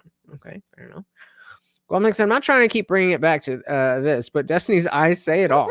He's got the eyes of that Aurora movie theater, Mass P. Pure from years ago. Never seen him like that before.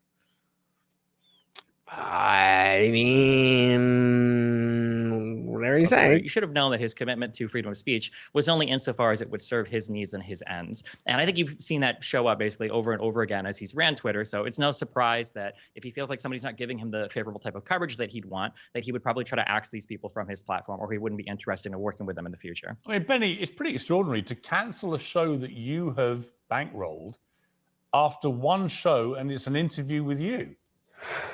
So I think must have been a really bad show. We're missing the entire point here, which is the difference between Twitter 1.0 and X. I call it Twitter 2.0, Elon's Twitter.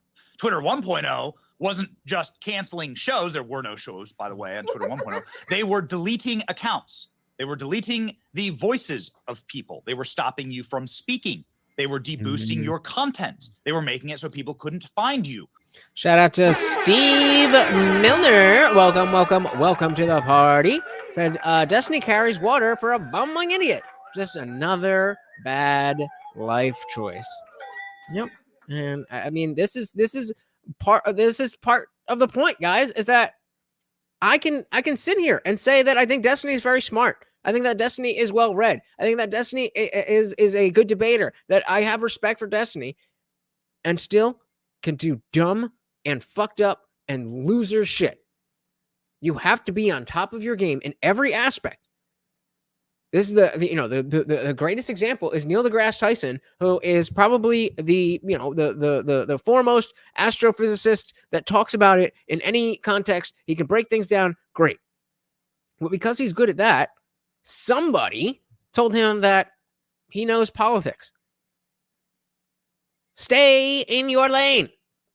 Welcome to the party, Steve. You from speaking. They were deboosting your content. They were making it so people couldn't find you or you couldn't grow on the platform. I was one of those people. I'm in the Twitter files. So is Charlie Kirk. So is a bunch of other people. They banned the sitting president of the United States who had 88 million followers at the time. It's totally different to say I'm in a business relationship with you and I decided this business relationship doesn't work. Elon Musk does that all the time. He's a very shrewd businessman. That's what makes him the richest man on earth. And so Elon Musk isn't canceling Don Lemon's voice. That would be actually anti-freedom of speech. Is that what Destiny's proposing? Oh, no. Anti-freedom of speech isn't I refuse to pay you money because I don't like the content. That is the position? That's the position. I refuse to pay you money because I don't like you, even though I already spoke with you and had the opportunity to understand exactly what your show is. So that's not free speech. Okay. All right. I just want to make sure we're all on the same page. Listen, I think he's perfectly entitled to cancel the show if he's put money into it. Right. Of course he is. It's the optics. It's the optics of it to me are a little bit like, come on, Elon. You know, you do it. You give this guy a show. You do an interview, and whatever went. I mean, everyone will watch that interview now. But how bad was it really to justify canceling the show? Who cares? That is an irrelevant question. He doesn't want to bankroll a show like whatever happened. He's not saying you can't have your account. He's not saying you can't do a show. He's just saying, I don't want to pay for it. Dave, where are you? Libertarian, come on. Also, Twitter still deboosts content. He's about to say something. He's about to say something. Justify canceling the show. Also, Twitter still deboosts content. They deboost whole platforms that people do. Like if you do a Substack link in your Twitter post because Elon's so mad about Substack trying to compete with Twitter, they'll literally deboost that tweet. So this still happens. The algorithm is open source. Well, Dave Smith, let me bring in you on something else that's broken, which is the the US House of Representatives has approved a landmark bill that could see TikTok banned in America. This has been a raging issue for quite some time. Before we get to that, I want to make a poll. I am just very curious. I have a very, very, very strong idea of where this is going to go, but I'm going to do it anyway. Should TikTok be banned? Oh, Jesus. That could see TikTok banned in America. This has been a raging issue for quite some time. Growing concern about China's influence over TikTok, despite TikTok saying that they have a US entity that's very separate. 150 million people in America use TikTok. It is the #1 news source for people under 24, I think, now in the world. Is it actually a good thing if America bans TikTok, or is it a bad thing? I'm very interested in what you guys say. So we have 10 people right here, and only 5 of you have voted. So please let me know. No, I mean, I think it's horrible. At least the text of the legislation that I had seen as of yesterday, and I'm not sure if that's changed as it passed today. But that's not what I'm asking about. I'm not asking about the bill. I'm asking, should TikTok be banned? Is Thomas Massie, who is, I believe, the best congressman in the country, he was sounding the alarm bells on this, and that the language is so vague and so slippery that it would give the government the ability to control all types of different social media sites and to censor all types of content. And keep in mind that the U.S. federal government has been trying to regulate the internet and censor people online for years, from back when they attempted with SOPA to the net neutrality stuff, to all of the stuff we learned of in the Twitter files, where the FBI and even the CIA. Where is this? Is this something we could just find? I mean, I know he was talking, but if we can, would it be on his thing? Let's see. Oh.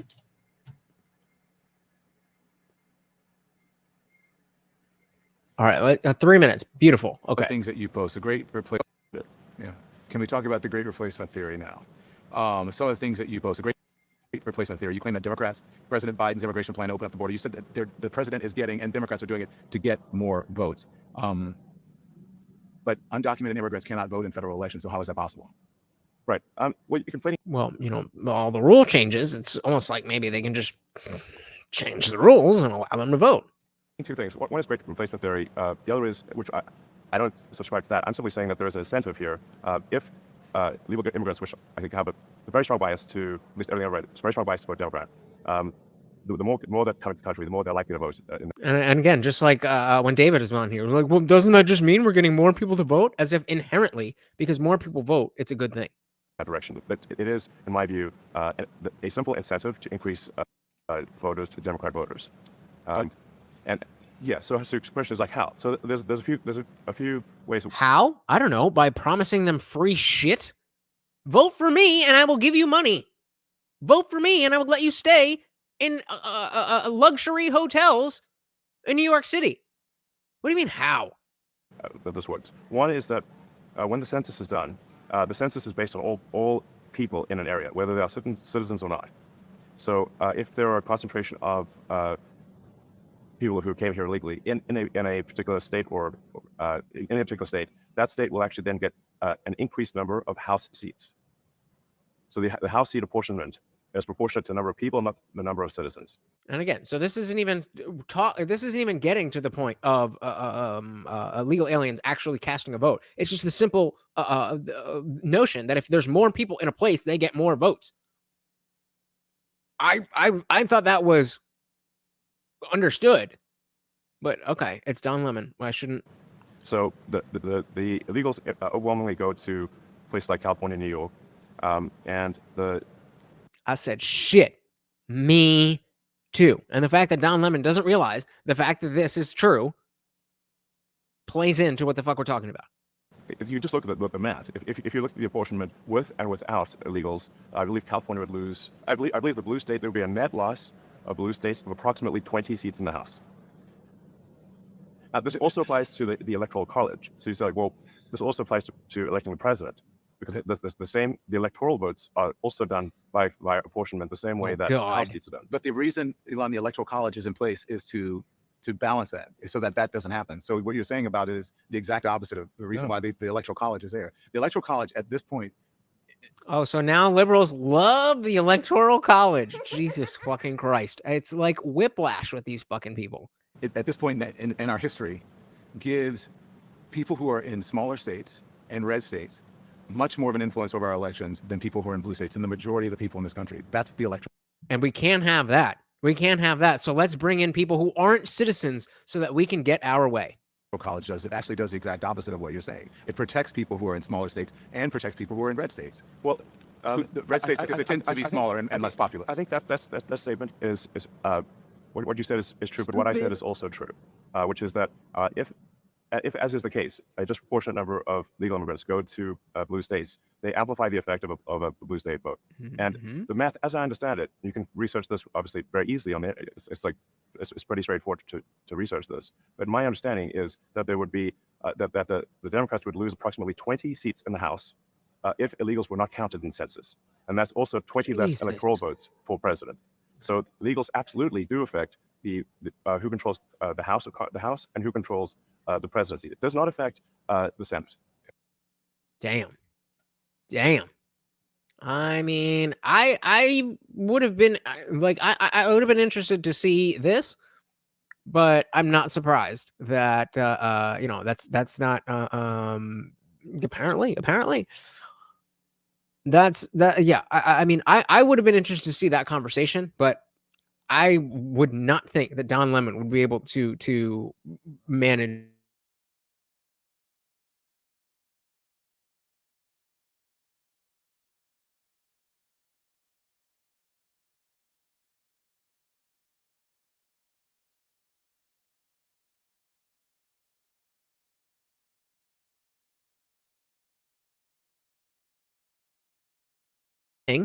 Oh, there we go. All right. Okay. All right. We're back. There we go. Give it a second. Yep. All right. So I did interrupt our boy here. So let's back this up a little bit.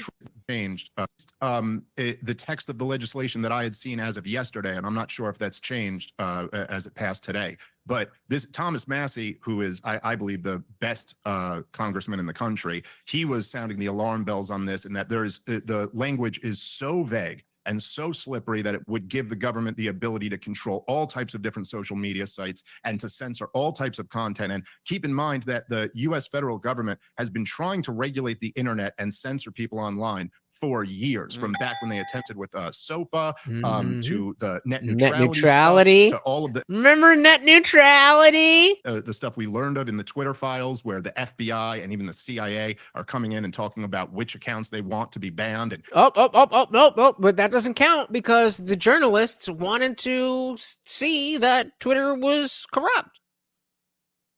What?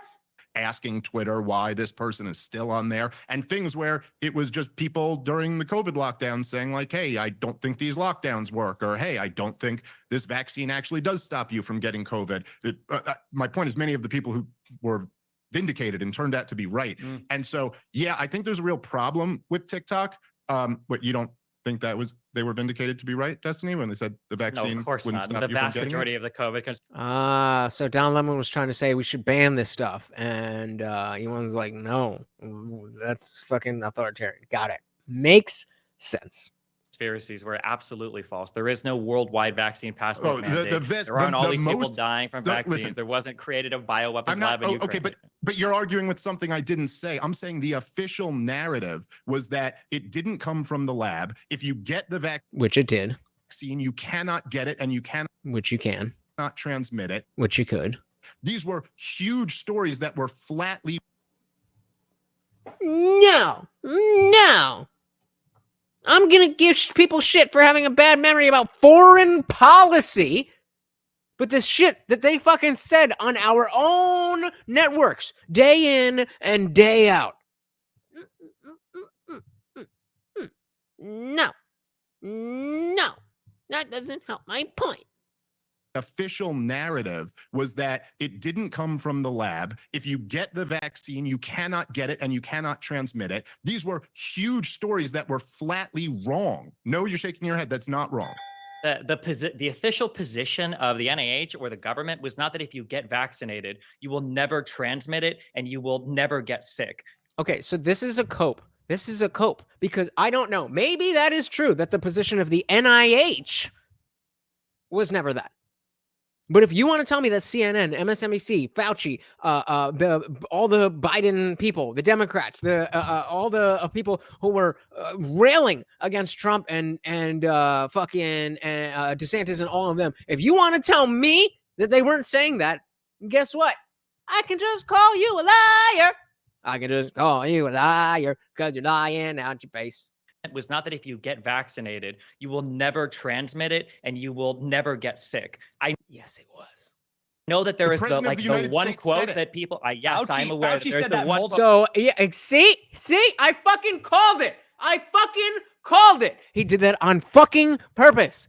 I fucking called it. The NIH never said that. Nobody said that the NIH said it. What we said, and what I was arguing with David when he was on here, is that the perception that people had, which you call conspiratorial, was a reasonable position because of the lies that came out of Dr. Fauci. I mean, I don't remember exactly what Trump did or did not lie about, but Trump was definitely part of the lockdowns in the Biden administration, along with the mainstream media companies. That is undeniable. Undeniable. And for you to sit here and act as an authority when you're not willing to just give a little bit of grace. Well, yeah, they did say that and this, that, and whatever, and whatever. But I'm right there with you, Pooncooter. I'm right there with you. So appeal to authority, but only when it helps my point. The leftist playbook gets more and more complicated by the day. No, it doesn't. This is it. This is it. This is the whole playbook. Rachel Mann, I got $35 million. $35 million a year. Or the government was not that if you get vaccinated, you will never transmit it and you will never get sick. I know that there is the one quote that people. Yes, I'm aware. Fauci said that multiple times. For anybody that honestly followed any of that or saw all of the statements, nobody actually thought that. It is. Oh, hell no. Nobody actually thought that. Nobody was actually listening to the news or the president or fucking Dr. Fauci, the highest paid fucking person in the entire government, the highest fucking medical official in the fucking nobody actually thought that they were saying things that were right. What?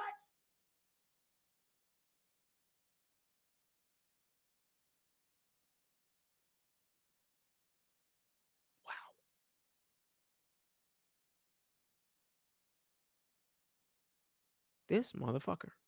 This motherfucker. It's not that if you get vaccinated, you will never transmit it and you will never get sick. I know that there is the one quote that people. Yes, I'm aware. A lot. There's one on my channel. She said that multiple times. For anybody that honestly followed any of that or saw all of the statements, nobody actually thought that. It is unfathomable to me that people that will make so many excuses for every. Look at appropriate facial expressions here. Appropriate facial expressions here. Nobody actually thought that? Nobody actually thought that?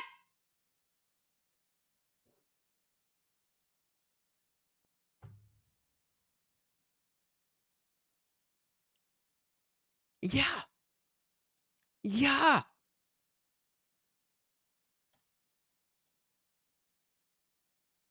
Nobody actually thought that. Nobody actually thought that. Everybody knew all along. Everybody all along, Destiny says. Everybody knew that Fauci was full of shit. Everybody knew that Fauci was a liar. Everybody knew that the lockdowns were bad. Everybody knew that social distancing did nothing. Everybody knew that the masks were bullshit, says Destiny. The audacity. The audacity. Come on, you coming over here? Come on for this crazy shit. Come here. You coming? You ain't coming? You're gonna just lean over and make me look stupid? All right, cool. God damn. Nobody actually thought that. It is unfathomable to me that people that will make so many excuses for every single Trump gaffe will come out and take like 7 words quoted by the president. What excuse have I made for Trump? They said 7 words? Maybe 7 words that were repeated every fucking day by the people that you appeal to. You appeal to them. We're the ones that say, oh, you can't trust this. Oh, this crazy conspiracy. And now, nobody actually believed that. Wow.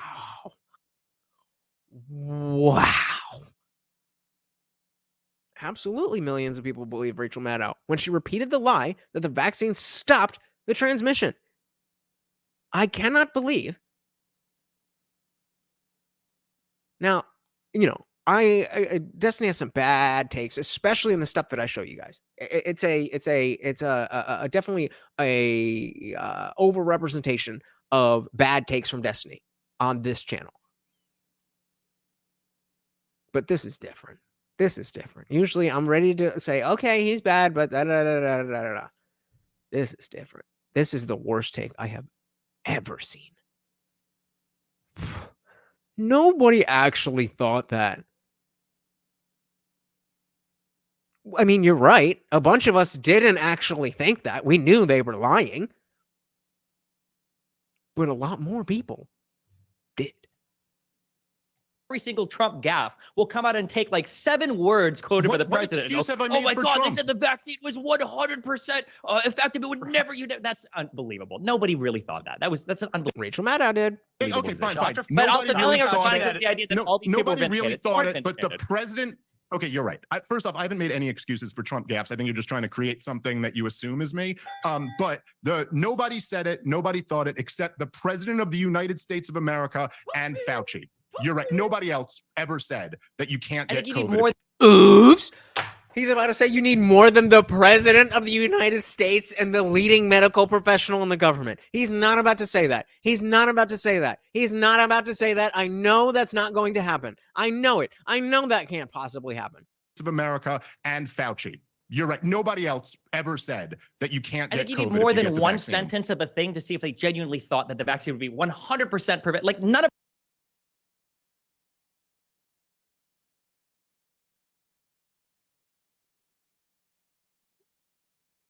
I don't have anything to say. Jester quotes, if you're vaccinated, the virus stops at you. If you get COVID. Actually, yeah. I mean, no. Let's.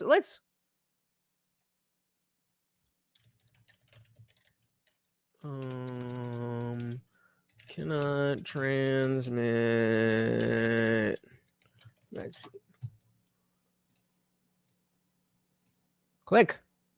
I will just say before we do that, just as a personal plea from me, if you have been putting off being vaccinated for whatever reason, don't agonize about it. Don't let anybody make you feel bad about that and, get you defensive about it. Just make a fresh decision now. Take a fresh look at the issue now, looking at what's going on now. No matter why you have put it off in the past, no judgment. Now is the time to actually go do it. Because we really cannot afford you having to go to the hospital right now. Ooh. If you're unvaccinated, you have a much higher chance of getting this newly transmissible variant we had never seen before a couple of weeks ago. True. Okay. True. And it's the unvaccinated people who it's going to make sick. And we really just cannot afford for you to have to go to the hospital right now. I mean, looking all around the country, depending on where you live, there is a very good chance there's no room for you in the hospital right now if you need to go. And if you can somehow get a bed because you got COVID and you got sick from it because you weren't vaccinated, if you are able to get yourself into a bed, you're going to be filling a bed that somebody else really needs. So even if you didn't feel like you could do it before, even if you've been holding off for whatever reason, look at it freshly now. Now would be the time. Even if it wasn't okay for you before, It's okay for you to do it now. Okay. Honestly, your country needs you. And if you are vaccinated, but you haven't I don't know been if this is boosted the yet, exact you're one. eligible for your booster, make your appointment for your booster. Yeah, I don't know if this is the exact one, but again, like Destiny's over here saying, "Oh, it's 7 words. 7 words. You can't transmit when you've been vaccinated." I don't. That's really weird that he fucking. But it's the fact that it was repeated over and over and over and over and over and over and over by people that you, Destiny, appeal to as authorities that we should trust. Insanity. And people say, okay, I'm a little confused. Is this position that, yeah, of course the president, Fauci, MSNBC, and the CDC, and the NIH were all lying? I don't know. Steve says, the well-educated in academia who think men have menstrual cycles, what they lack is wisdom. Hence, they cut parts off of children and call it compassion. I mean, dilly to that. Shout out to Giggling Spy over on Rumble. Said if the hospitals were overwhelmed, yet there was still the hospitals were overwhelmed. Yet there was still time for dancing nurses. Well, we needed the dancing nurses. Come on, Giggling Spy. I mean, how are people supposed to fix COVID without dancing nurses? Crazy. But yeah, Steve, I completely agree with you. They lack wisdom. And I think they lack values. They lack principles. And wisdom comes from the application of values and principles. You get these vaccines, you won't get sick. Come on, man. Joe Biden. Yeah. This is oh my God, the hospital beds argument. Yep. We need the beds for the folks that are having heart issues after getting the vaccine. Excuse me. Dusty said, Dusty said, Trump didn't mean to go peacefully. He said you could read into the whole statement, but he meant burn it all down. But Biden and Fauci didn't really mean what they said. Partisan hack. Yeah, man. I mean, that really did something. That was really disappointing. Because again, as I've said, we've covered Destiny a lot, and we made fun of Destiny a lot. But at the end of whatever, I've always said that I do have respect for him. But after what we just saw, I mean, I don't have zero respect for him, but, I mean, that changes things. Tyler the Goat said, I'm proud to be an American where at least I know I'm free. Hell yeah. Unless United said the hospitals will never overrun. That's another lie. The 2 ships sent by Trump to New York and LA were never used. They didn't have anyone put in them. Well, they didn't need all that shit when the other Cuomo was putting people into nursing homes. I mean, at every level, they fucked this up. And still, there is the arrogance that not only am I correct, but you're stupid for thinking differently. I've got dancing girls in the NYPD. Public safety crisis, just start dancing. That seems to be the response. This is why you can't have conversations with people who are not intellectually honest. Well, that's the problem. Is that usually he's willing to be intellectually honest. And then he comes on a situation like this and acts like this. And it's like, all right, I see you. All right. Fair enough.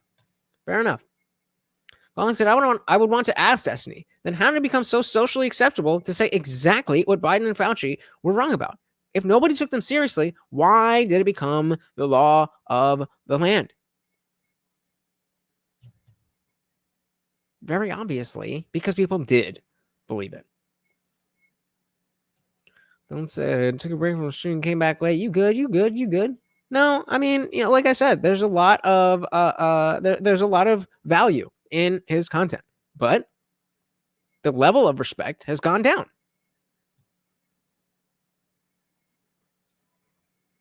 I agree. I think, you know, this could be what I actually bring to him, because I like I've said, like, I want to talk to him, but I don't like have a thing, and I can't just be like, hey, can I chat with you? But if you said here that nobody actually believed that,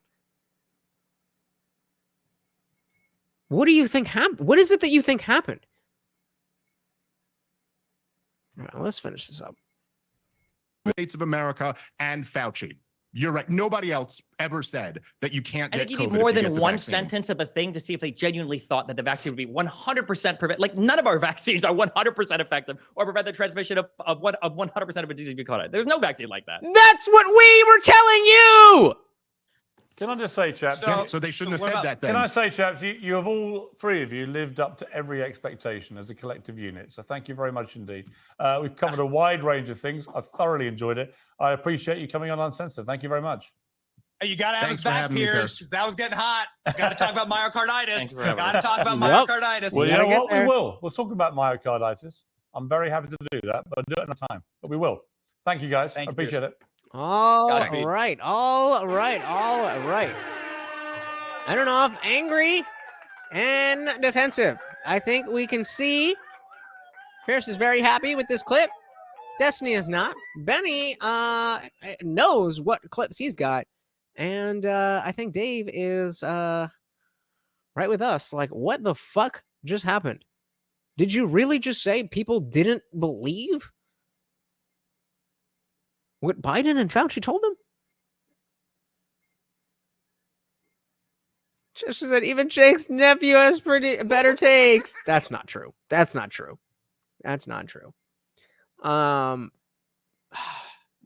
I'm a little bit speechless, honestly. I am already in the after party, so shout out to anybody who is a member. Make sure you head on over to the Discord. If you are a new member and you've not gotten the permissions to get the full access to the Discord server, then just let me know. But it is free to join Discord. It is free to join Discord. We are in there 24/7, having interesting conversations, sharing all kinds of stuff. Make sure you come and hang out. But if you are a member, then you get not only the full server with our disciple chat, our watch party, all of that stuff, but the after party where you are not stuck behind your keyboard. You're actually on screen with me and everybody else. We are headed right over there after this conversation. Once Nine says, oh, now someone on the left acknowledges that no vaccines are 100% effective. Well, thanks for saying that. Yeah, like it's like this is the playbook. Say that something's not happening. Then say, oh, it is happening, but that's a good thing. That's it. I mean, these people do not have value in making America better. What they have value in is winning points in what they see as a game. And you know, I'm not playing games here.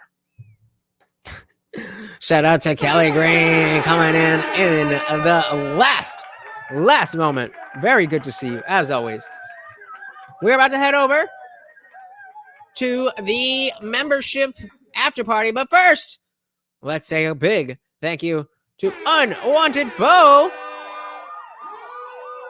We had Chester signing up as a new member. We had Trey coming in. Unwanted Foe one more time.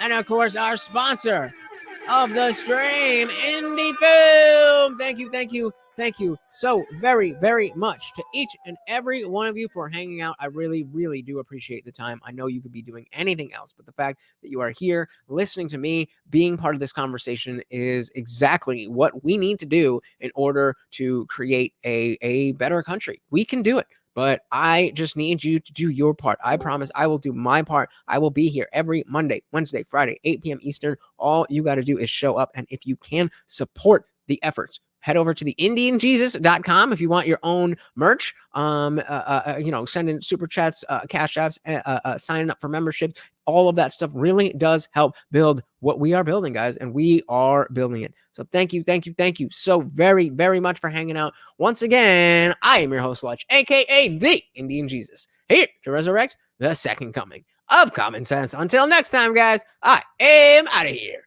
Peace.